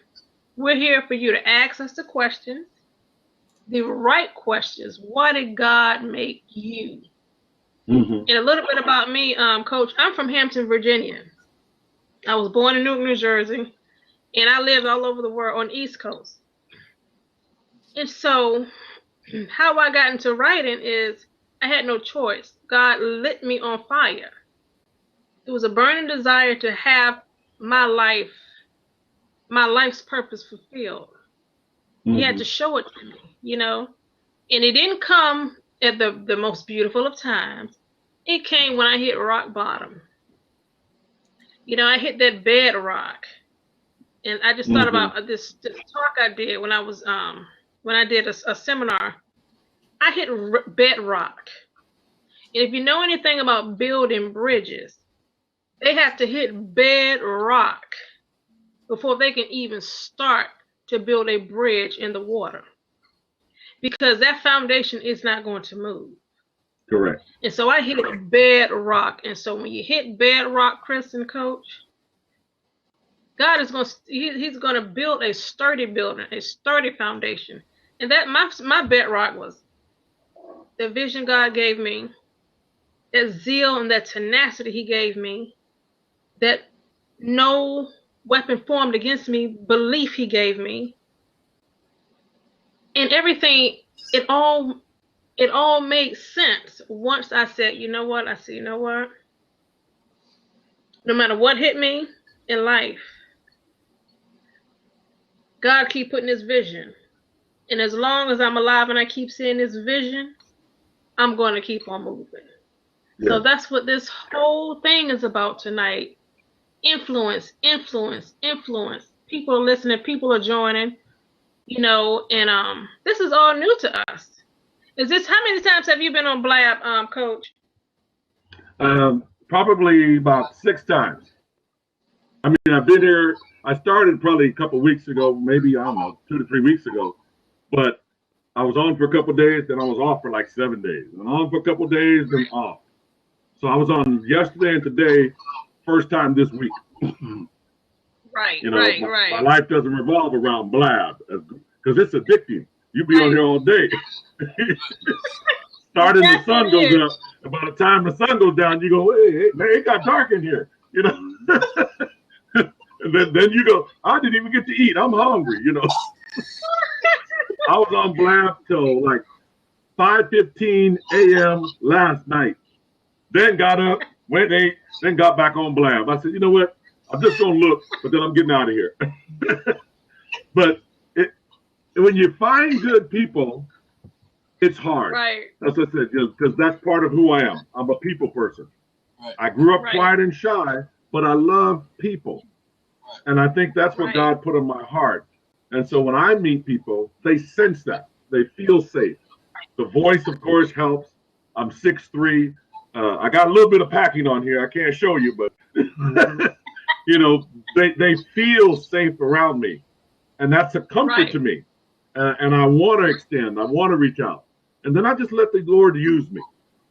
And they see the love. And now they open up and they ask questions. And when you can answer their questions in their time of need, or their time of despair, or their time of curiosity, their time of hopelessness, the state of depression, when you can do that, that to me is where God uses me. And I say I impacted a life. And that life goes from here to here, and it's changed. And change doesn't take a long time. People think change. Look, okay, I'm sitting here with my arms uncrossed. I want to change. This is how quickly change happens, okay? I change in a minute. It's not a long-term process. But this gets in the way, as you know. So this is the stuff that I talk to people about. Talk about Romans 12:2, renewing your mind. How do you want transformation? Transformation is a permanent change. I don't want a temporary change. I want a permanent change.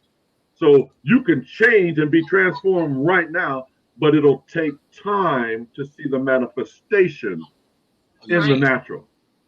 You see what I'm saying? So don't think a person hasn't changed just because you haven't seen it. You know, you plant that seed in the ground and the seed is growing, but you ain't seen nothing sprout up from the ground yet.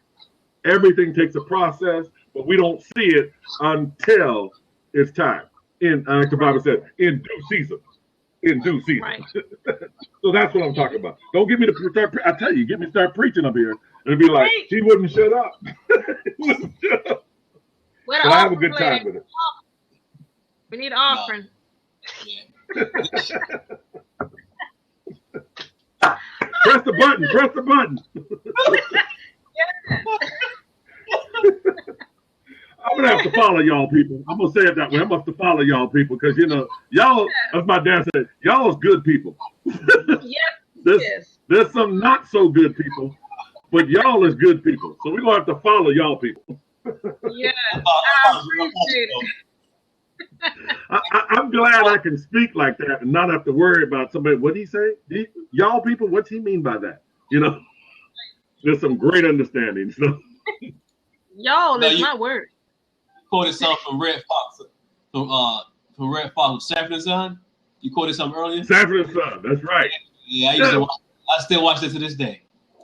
Yeah, you know, I grew up in the '60s, so we didn't have a lot of role models. If you was to ask me, especially when, you know, in the 70s, there wasn't a lot of black music playing on the radio like we hear today.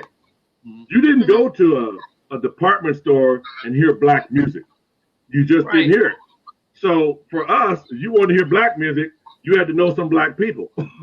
Go to their house, listen to it on the record player, okay? And that means they went to the store, bought it, and put it on there. We didn't have a lot of black folks that, at least my age, that could buy the records for 79 cents each, you know, and then put on a record player. We didn't have that. So when that came in, it was like, wow. And so when we finally got the opportunity, I was like, we can't mess this up. Don't act crazy when you finally get your opportunity. So I've learned, you know what I'm saying? So people say, well, why you spend so much time with white folks? I wasn't looking at them as white folks. I was looking at, they have what I want. You know, we didn't have the toys. They had the toys for themselves, plus they had extras to share with whoever came over. They wanted to ride a bike. They had an extra bike for the person that came over. I wanted that. And when my 4 kids, they're all, adults, I did the same thing with them. We had extras for everybody. The extra room, the bed that when friends come over, they can sleep over.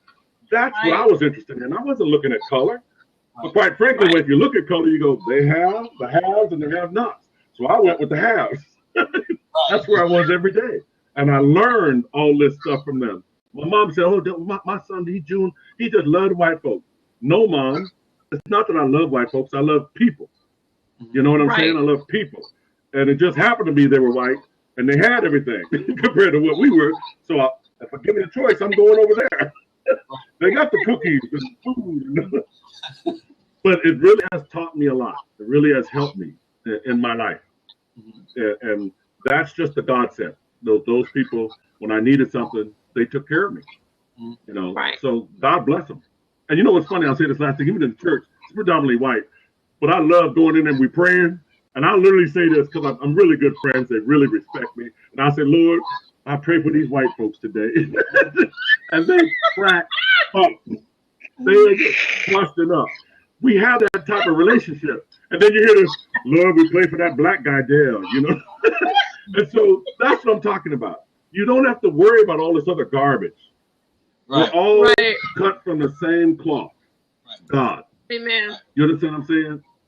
One blood. One blood. One God. One nation. One people. So that's what I'm really all about. If I offended anybody with black and white, I'm sorry. Get over it. No. That's right. Amen. Right. I love everybody. I love everybody. Awesome. Awesome. Too bad you guys don't live close to me. We'd have fun. I know. Oh yeah. But thank God for Black. Look, he right next door.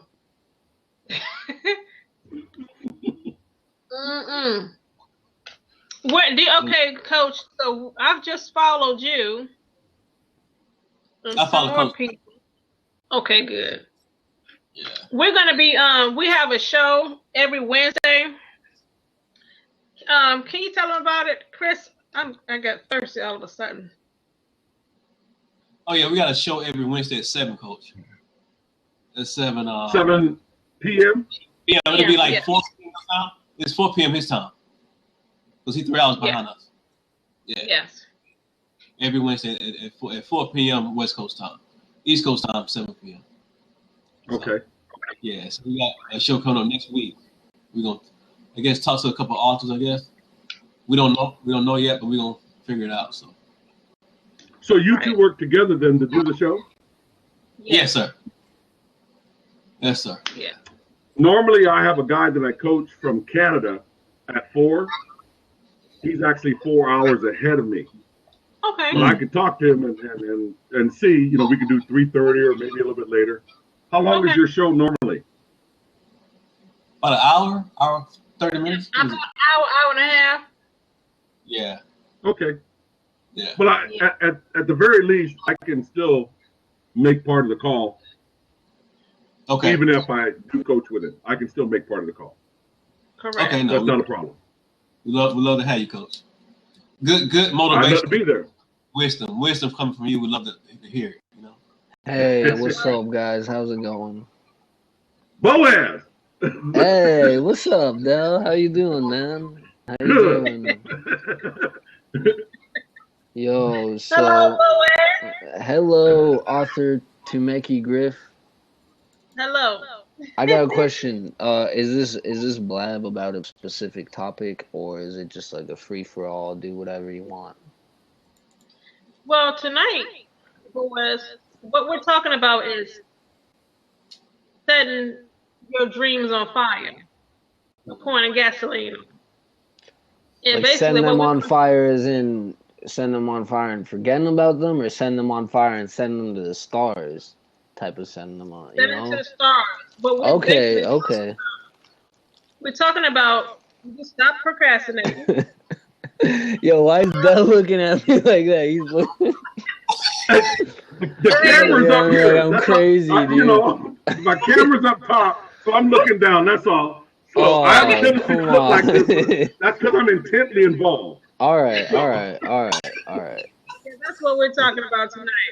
Where are you Okay. calling from, Boaz? I'm calling from West Lafayette, actually, Indiana. Oh, wow. Okay. Yeah, it's a college town here. You know. Okay. Yeah. Where are y'all at? I am in Virginia. Oh shit. You never hear anything about Virginia. I mean, it's better than West Virginia, but that's about all you hear about it, you know. Goddamn. Boaz, what you doing over there? I'm studying like environmental and ecological engineering, so it's mainly water shit. But you know, I'm also studying the partying, you know, the smoking. I was wondering if are you preparing to do one of the smokings right now? Wait, can you tell? Like, I mean, Look, I'm a coach, okay? The spirit talks to me. I'm trying to keep it out of the camera though. Like, Look, but see, it was too late for that. you got a little bit of this. No, you can't. We're not talking about putting. You know what I'm talking about. You know. Okay? That's not the discussion here. Chris, I did it again. See, you got to be all American, clean cut on this Hell one. no. Hell no. Oh, okay, yeah. On this one. On this one. On this one, okay? Let's get some scissors up in here. Look, see? I mean, come on. You gotta make a little safety. But You know we are recording, right? You gonna like I'm just making arts and crafts for my little sister. He knows what I'm talking about, dude. Though. Oh yeah. Okay. Yo, Hey, you know wait. what he's about to do? No, I'm about to make arts and crafts. To Mickey. Oh, we lost him. What happened, honey? Type in what you want to say. Look like you was on somebody. He was building. He was prepared. He was building his reefer. Yeah, I was like, well, it looked like you was a little high, baby. We ain't talking about real smoke now. That's what he was doing, though. I saw it as soon as he came in, and I didn't want to embarrass him, but it's like, okay, so this is a distraction for me, so I just had to ask him, and you can see me? Yeah. We can see you. Yeah, we can see you. You need to see. Okay, we're real coaches here. We call people on their stuff. We're not condemning, but at the same time, we're bringing this up like, hey, you really know what you're doing here? This is not what this is about. Not in this arena. You understand what I'm saying? That's not what we're here for. I appreciate the compliment. You look like Oprah. Thank you. You look better than Oprah. You look better than Oprah. Cause he a little high there. He a little high. Don't let him back in. Don't let him back in. I always do it, Chris. Don't hurt me, Chris. Don't hurt me. Don't. Hey, Latoya. Coach. Yes. That's the third time. The third time she let somebody in. They got to qualify. They got to qualify. Come on now. Look, I thought he knew the coach. He said, "Hey, coach." So I thought it was okay. No, I told you they're attracted to me. They're attracted. I don't know how. I said, thank you, Lord. But in that attraction, remember, eye to eye contact. We looking, and we're going, hey, the devil is attracted too, but I don't let him in, Until I hear you knocking, but you can't come in. Cool. What the song say? Come back tomorrow night and try it again. Go. I'm like, and your name Boaz. Come on now, you giving Boaz a bad name now. I started telling him where's Naomi. Coach, you had a nerve. He was nervous. You had a chair for a minute. Because he recognized, you can see me? Yes, I can see exactly what you're doing. I know exactly what you're doing. You ain't supposed. And it's like, oh, see, he thought he was hidden. He thought he was safe. He was doing all right here. Yeah. Yeah. As soon as he grabbed the bag, I saw that. Yeah. And his speech was not proper. He wasn't making eye contact. So he wasn't interested in us. Right. He little, what they say, signs and wonders. Yeah, he didn't make eye contact. He had a contact. Yeah. So it's like, no. It's not my show, but no, we're not having that on this show. You understand what I'm saying? I apologize. I'm trying to change people, but everybody can't ride it. Everybody can't ride. That's the last guess. So Chris, last guess for the night. Chris, sir? You're going to have to be responsible, Chris. You're going to have to be responsible. I apologize. She's going to, can I open up the door, Chris? Can I open up the door? They're going to have to pass that entrance exam, okay? That's all it is. But look, this is why I was afraid of Blab because of that. Who got their speaker up? Is that my speaker? It's yours. Okay, I'm talking. Man, did I get a contact? You got the echo. We got smell-o-vision. We got smell-o-vision going on. Let me see. Wait a minute. Grassroots dog wants to ride.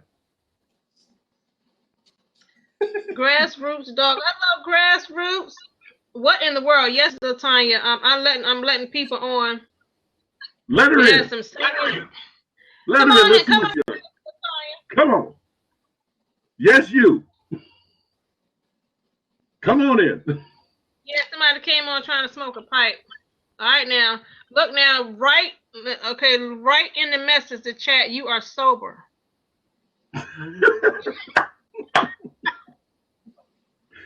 Okay, you sober. Okay, yes.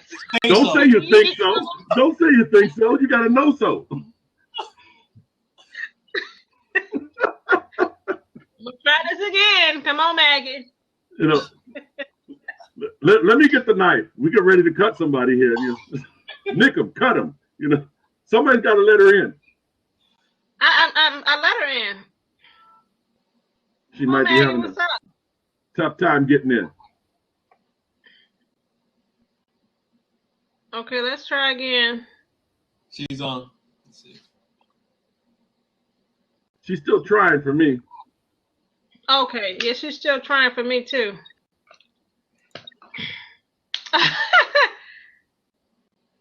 I've never hosted my own Blab yet. I'm gonna do that probably sometime late at night when nobody's out there, so I can try it. People gonna still join. Come back in, Maggie.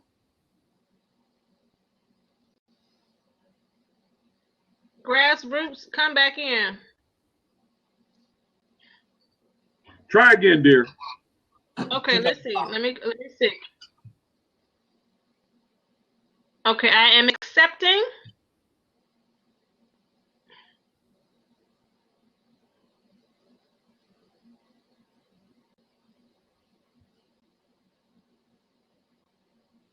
Give her a few minutes, Chris. Chris, you looking like who is this? Who is this coming on now?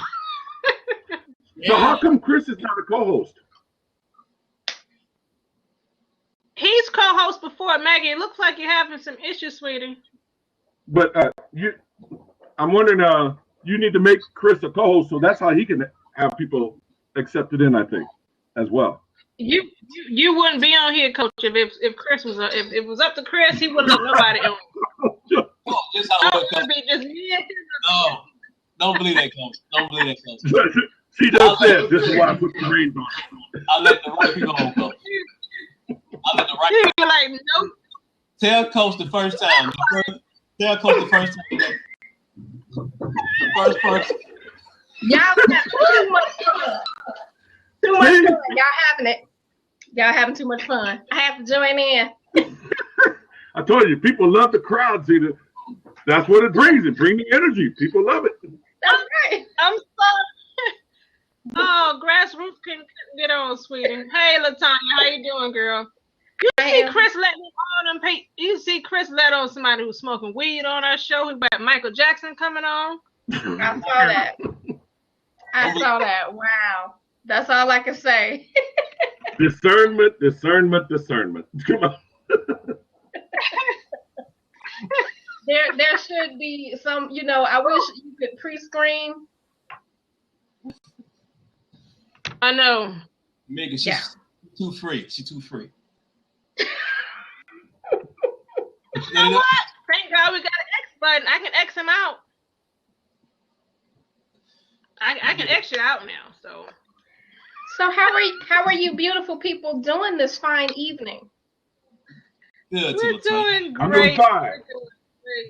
I do need some water. You parched?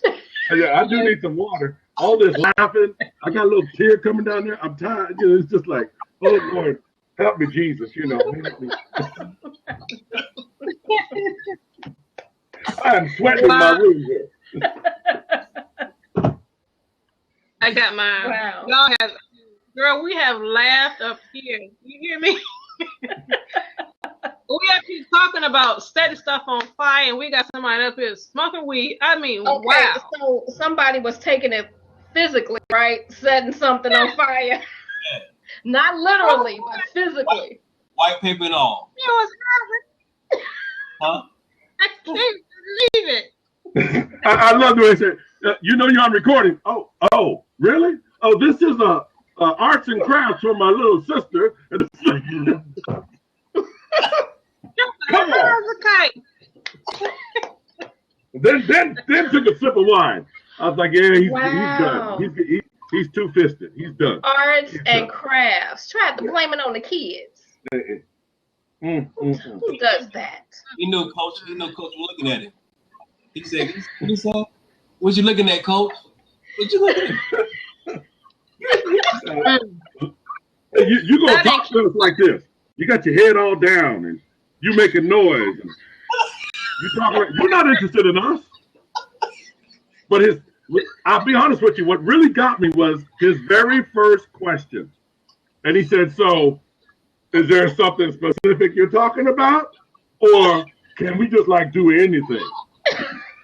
He asked that question. Yes. And so I went, I heard that. Okay. And then I watched him after that. And he was interested in just do anything. No. So after I saw that pattern, that's when I went, look, I know you're not going to jump your butt on here trying to smoke something. Not when I'm sitting here, because I'm going to open up my mouth. I'm going to say something. I'm going to be loving. Tell him. But I'm going to speak the truth in love, but I'm going to speak it. I'm going to put you in a box to where you go, you know what? I need to get out of here. We're not having that. Like I said, not what did the Lord? Not in my presence. Not in this lab. No. Not up here. That's all. And all I'm doing, I kept looking at Chris like, oh Lord. Oh Lord, I done done it again. She had repetition to tell you. Hey Tamika, you opened up the gate. I always do. Qualification. Sign your name. Show the money. Something. You gotta pay to get in here. We'd have had the Illuminati come up here. Michael Jackson said. Then we got somebody smoking weed. We had somebody singing. And I'm like, what the heck's going on? Oh, really? That's what people do. Wow. Ooh, I'm like, what we talking about again? Talking about Blab Interruptus. Lord, where all these people come from? Hello, Tony. Hey, Tony, how are you? Oh my gosh. Whew. Lord have mercy. This has been. Thank God for COVID. So I am going to get a bottle of water. I'll be back in 30 seconds. Okay. I'm down. Man, that was very interesting. And I looked at Chris' face. I was like, oh. Wow. What have I done? Hey, Chris, you all right? I knew it. You okay up there? You know, I'll tell you, she like anybody on the tell anybody. She don't. Look, you know what? You ain't got to worry about it no more. You gonna host from now on, Chris.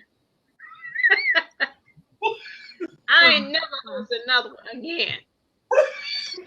I've seen some interesting things on Blab, but that one, I think that topped the cake. Only on our show.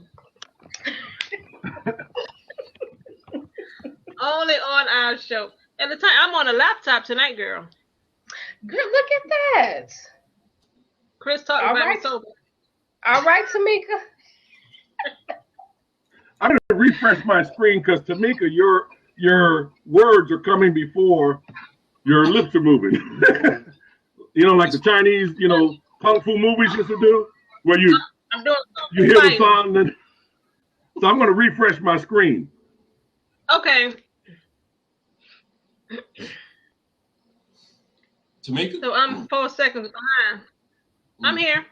Okay, I'll be right back. Okay.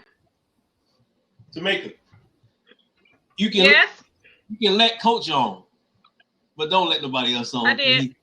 Okay. I ain't gonna let nobody else on. I promise. I was like, I'm waiting on the host. I promise. Look, let me put up here. Nobody else is joining.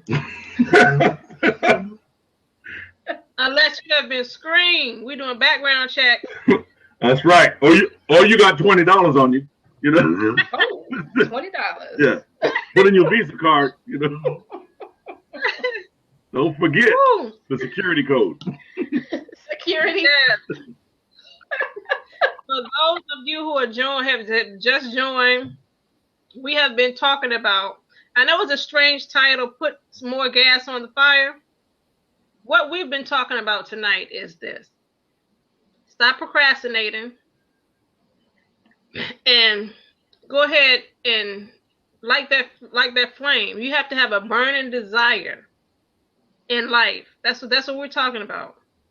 And we got off track because we had a few interruptions, so that's why we're just laughing right now. But for those of you just joining, we've been on for about, going on 2 hours now.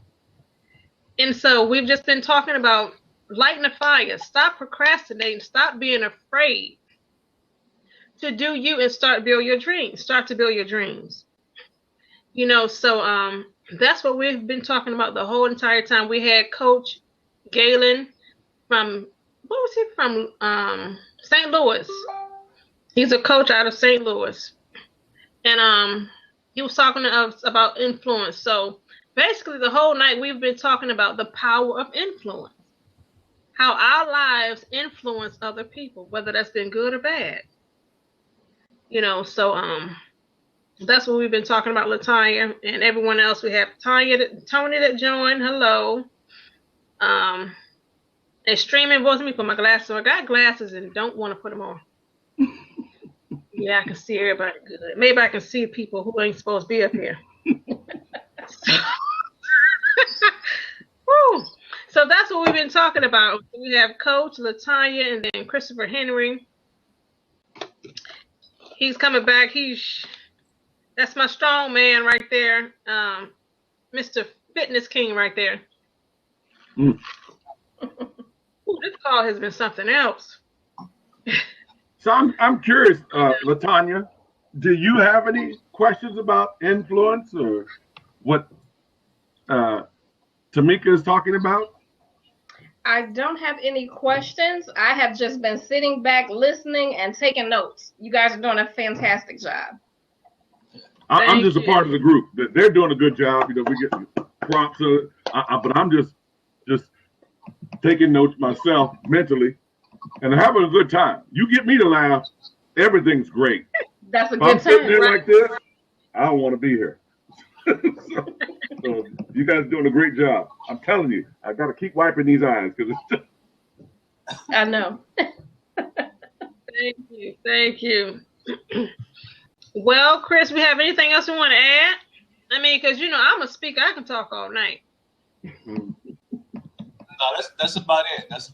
Just live your dreams and just do everything every day to make your business grow. That's it. And don't let no distractions or nothing come your way, So.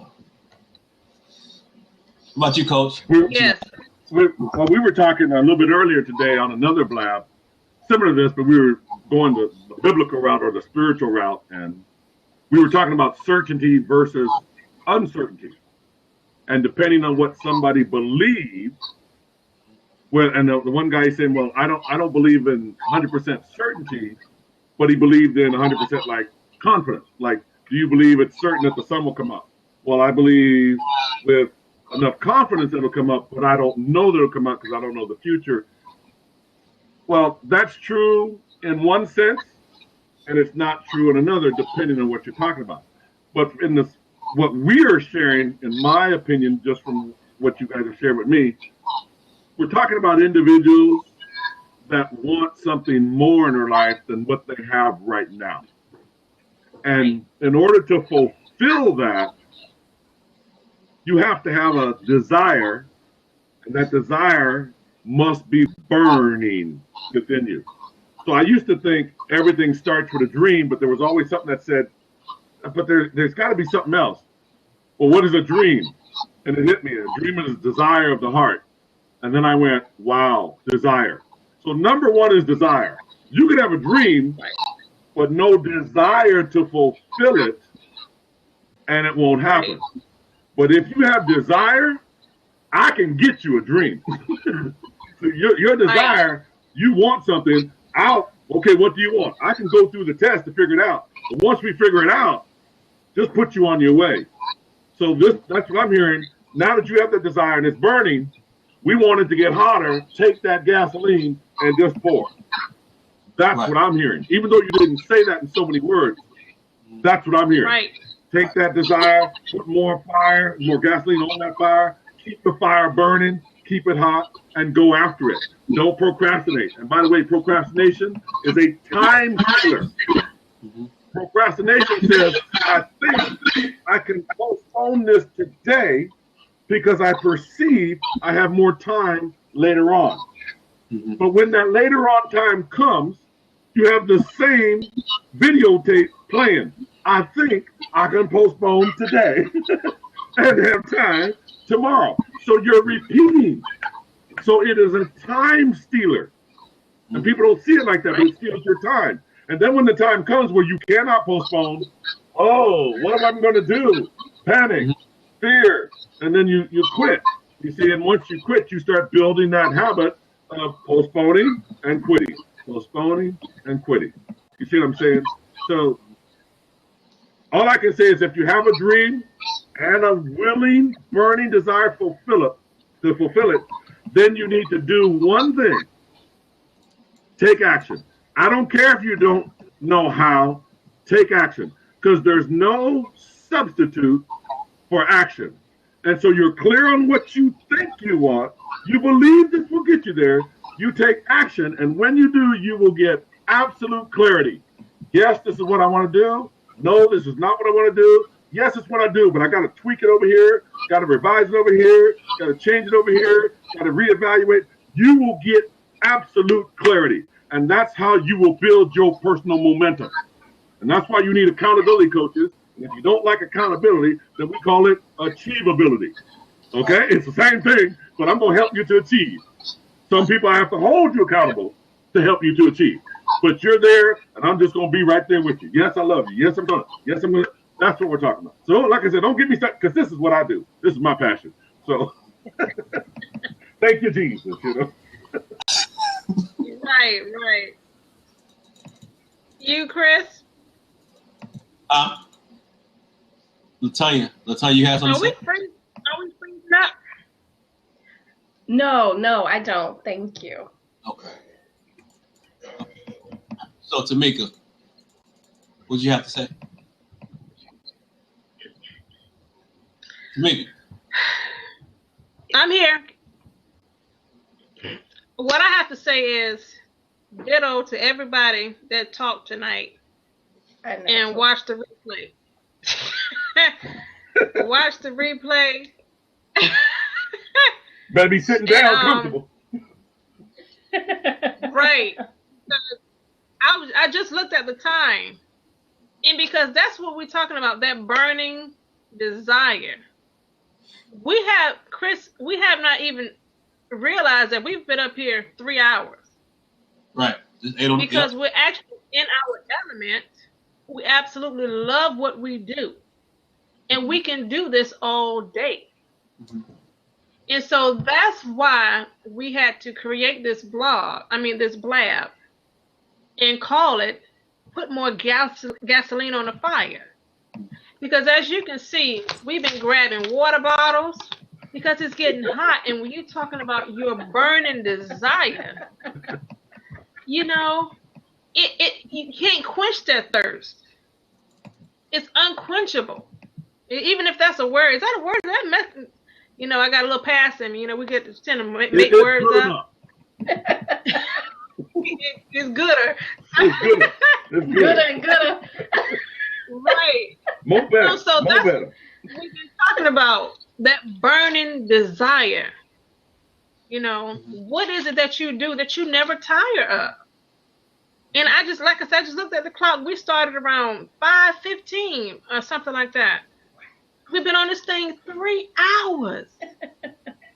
You understand? Different coaches, people talking and adding their, you know, their knowledge. And I will say, even in the midst of all of this good stuff, we had some distractions. And I got cussed out for the first time on Blab. I just can't believe it. You know? and I didn't. Wow. That's what one of kept. You know, because I got a temper. Chris knows me. And I was like, because I'm in my element, and I got some people backing me. I ain't really get that little boy what he should have got, but he just didn't know no better. You know, and that's they know not what they do, Tamika. They know not what they do. Right, you know what? That is so good, Latanya. But a right swift kick will put them on the right path sometime. You know. Set them off with a blessing. Yes. Bless you. Lay hands on you. By the neck, you know. This yoke ain't easy.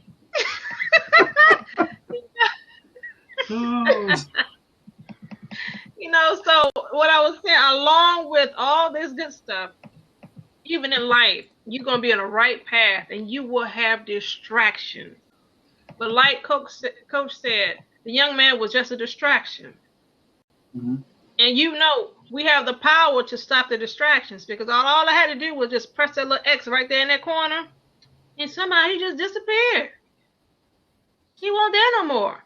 And that if we treat ourselves like that, when we treat our goals like that and only focus on the task at hand, we'll be okay.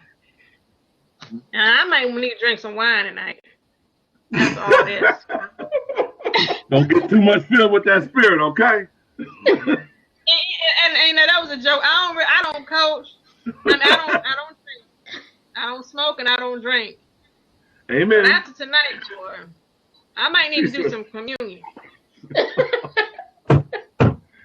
You're gonna have to do some repentance work afterwards. So what you got, Christopher Fitness King? Nothing.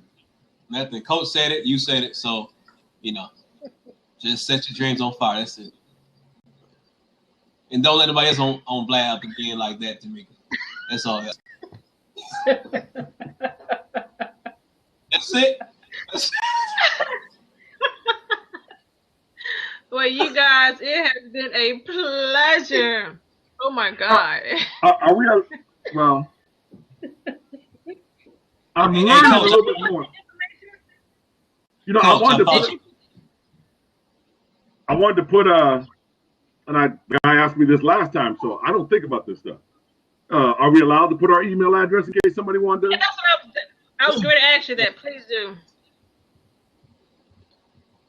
I have a couple, but I like the Gmail one because it's easier for people to remember.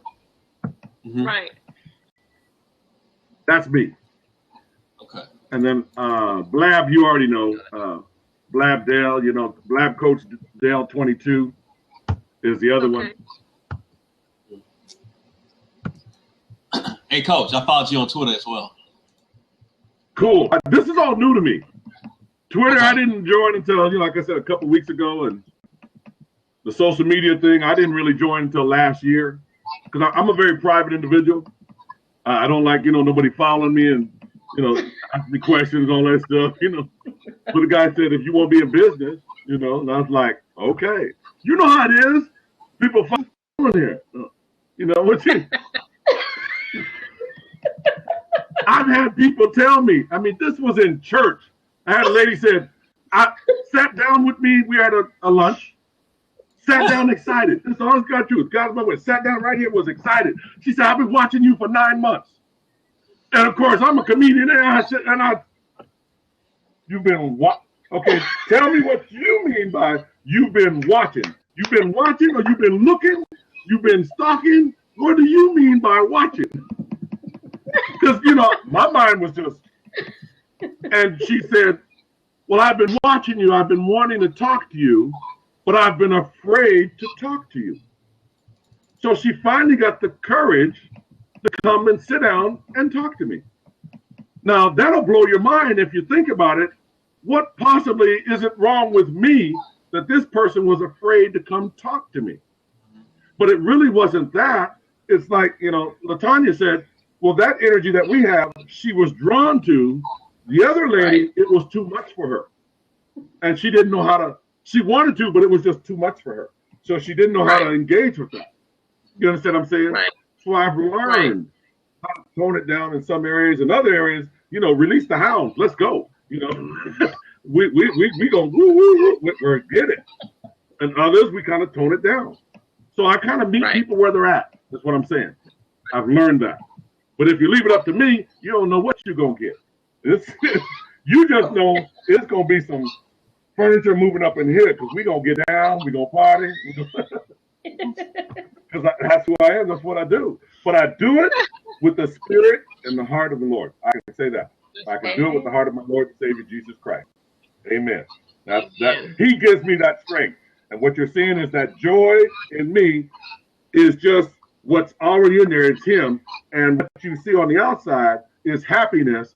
And like I tell people, happiness is just an expression of my inner joy because of who He is and what He has done for me. Right. That's where I'm coming from. Amen. Amen. Amen. Amen. Amen. Amen.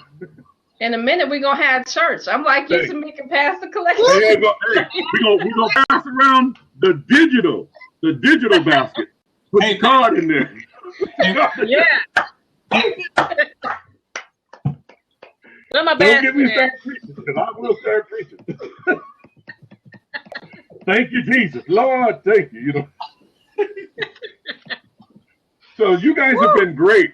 I got to tell you, I am physically tired because this is energy. So I got to go and recoup. I'm going to get myself something to eat. I'm going to go cook my boneless, skinless chicken fillets. I'm going to make me some chicken. I'm not lying. Don't make me go get the package because I can cook, child. I was born in Louisiana, okay? My mom is Cajun, okay? We know how to cook. Yeah, the gumbo and all that stuff, but we also know how to stir fry and everything else. So I got my bell peppers in there and my onions. I'm going to cut that puppy up. And in 30 minutes, I'm going to be eating good. All right, got my potato salad, got my yams in there. So like I said, I should come in there with a picture afterwards and show y'all. Get y'all on inspired and hungry. But thank you for sharing me, for allowing me to come on board and share a few things. I really appreciate it.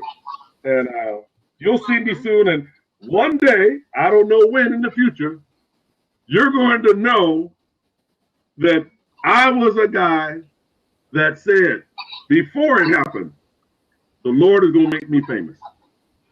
That's right. Not because of me, but because of Him.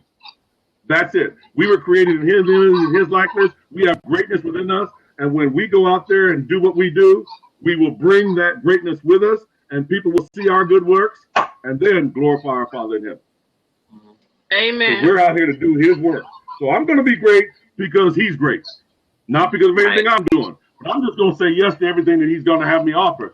And then pretty soon, I'm going to be like Galen. I'm going to go up there to Coca-Cola, and the rest of them, they're going to come to me, and I'm going to do all this stuff. And then I'm going to be like Bugs Bunny. I'm going to be sitting in the big bunny's house, sitting down, relaxing. My big feet up in the chair. Hey guys, I'm sorry. I have to go, but Coach, it was a pleasure meeting you. Thank you. Tamika and Chris, it's been a pleasure as well as always. And you guys have a wonderful night. You too, You too, Latonya. Thank you. Bye. Bye-bye. Good night.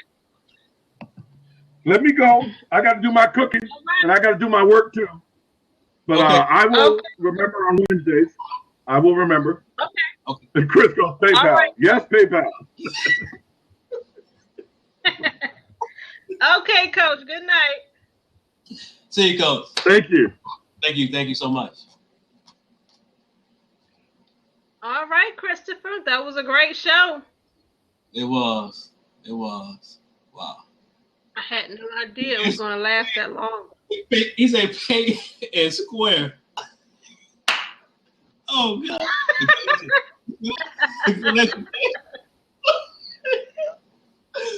Oh, I was gonna tell Coach that we may do a book signing in California, so we look for us out there. Try to. What I'm saying? Oh yeah, exactly.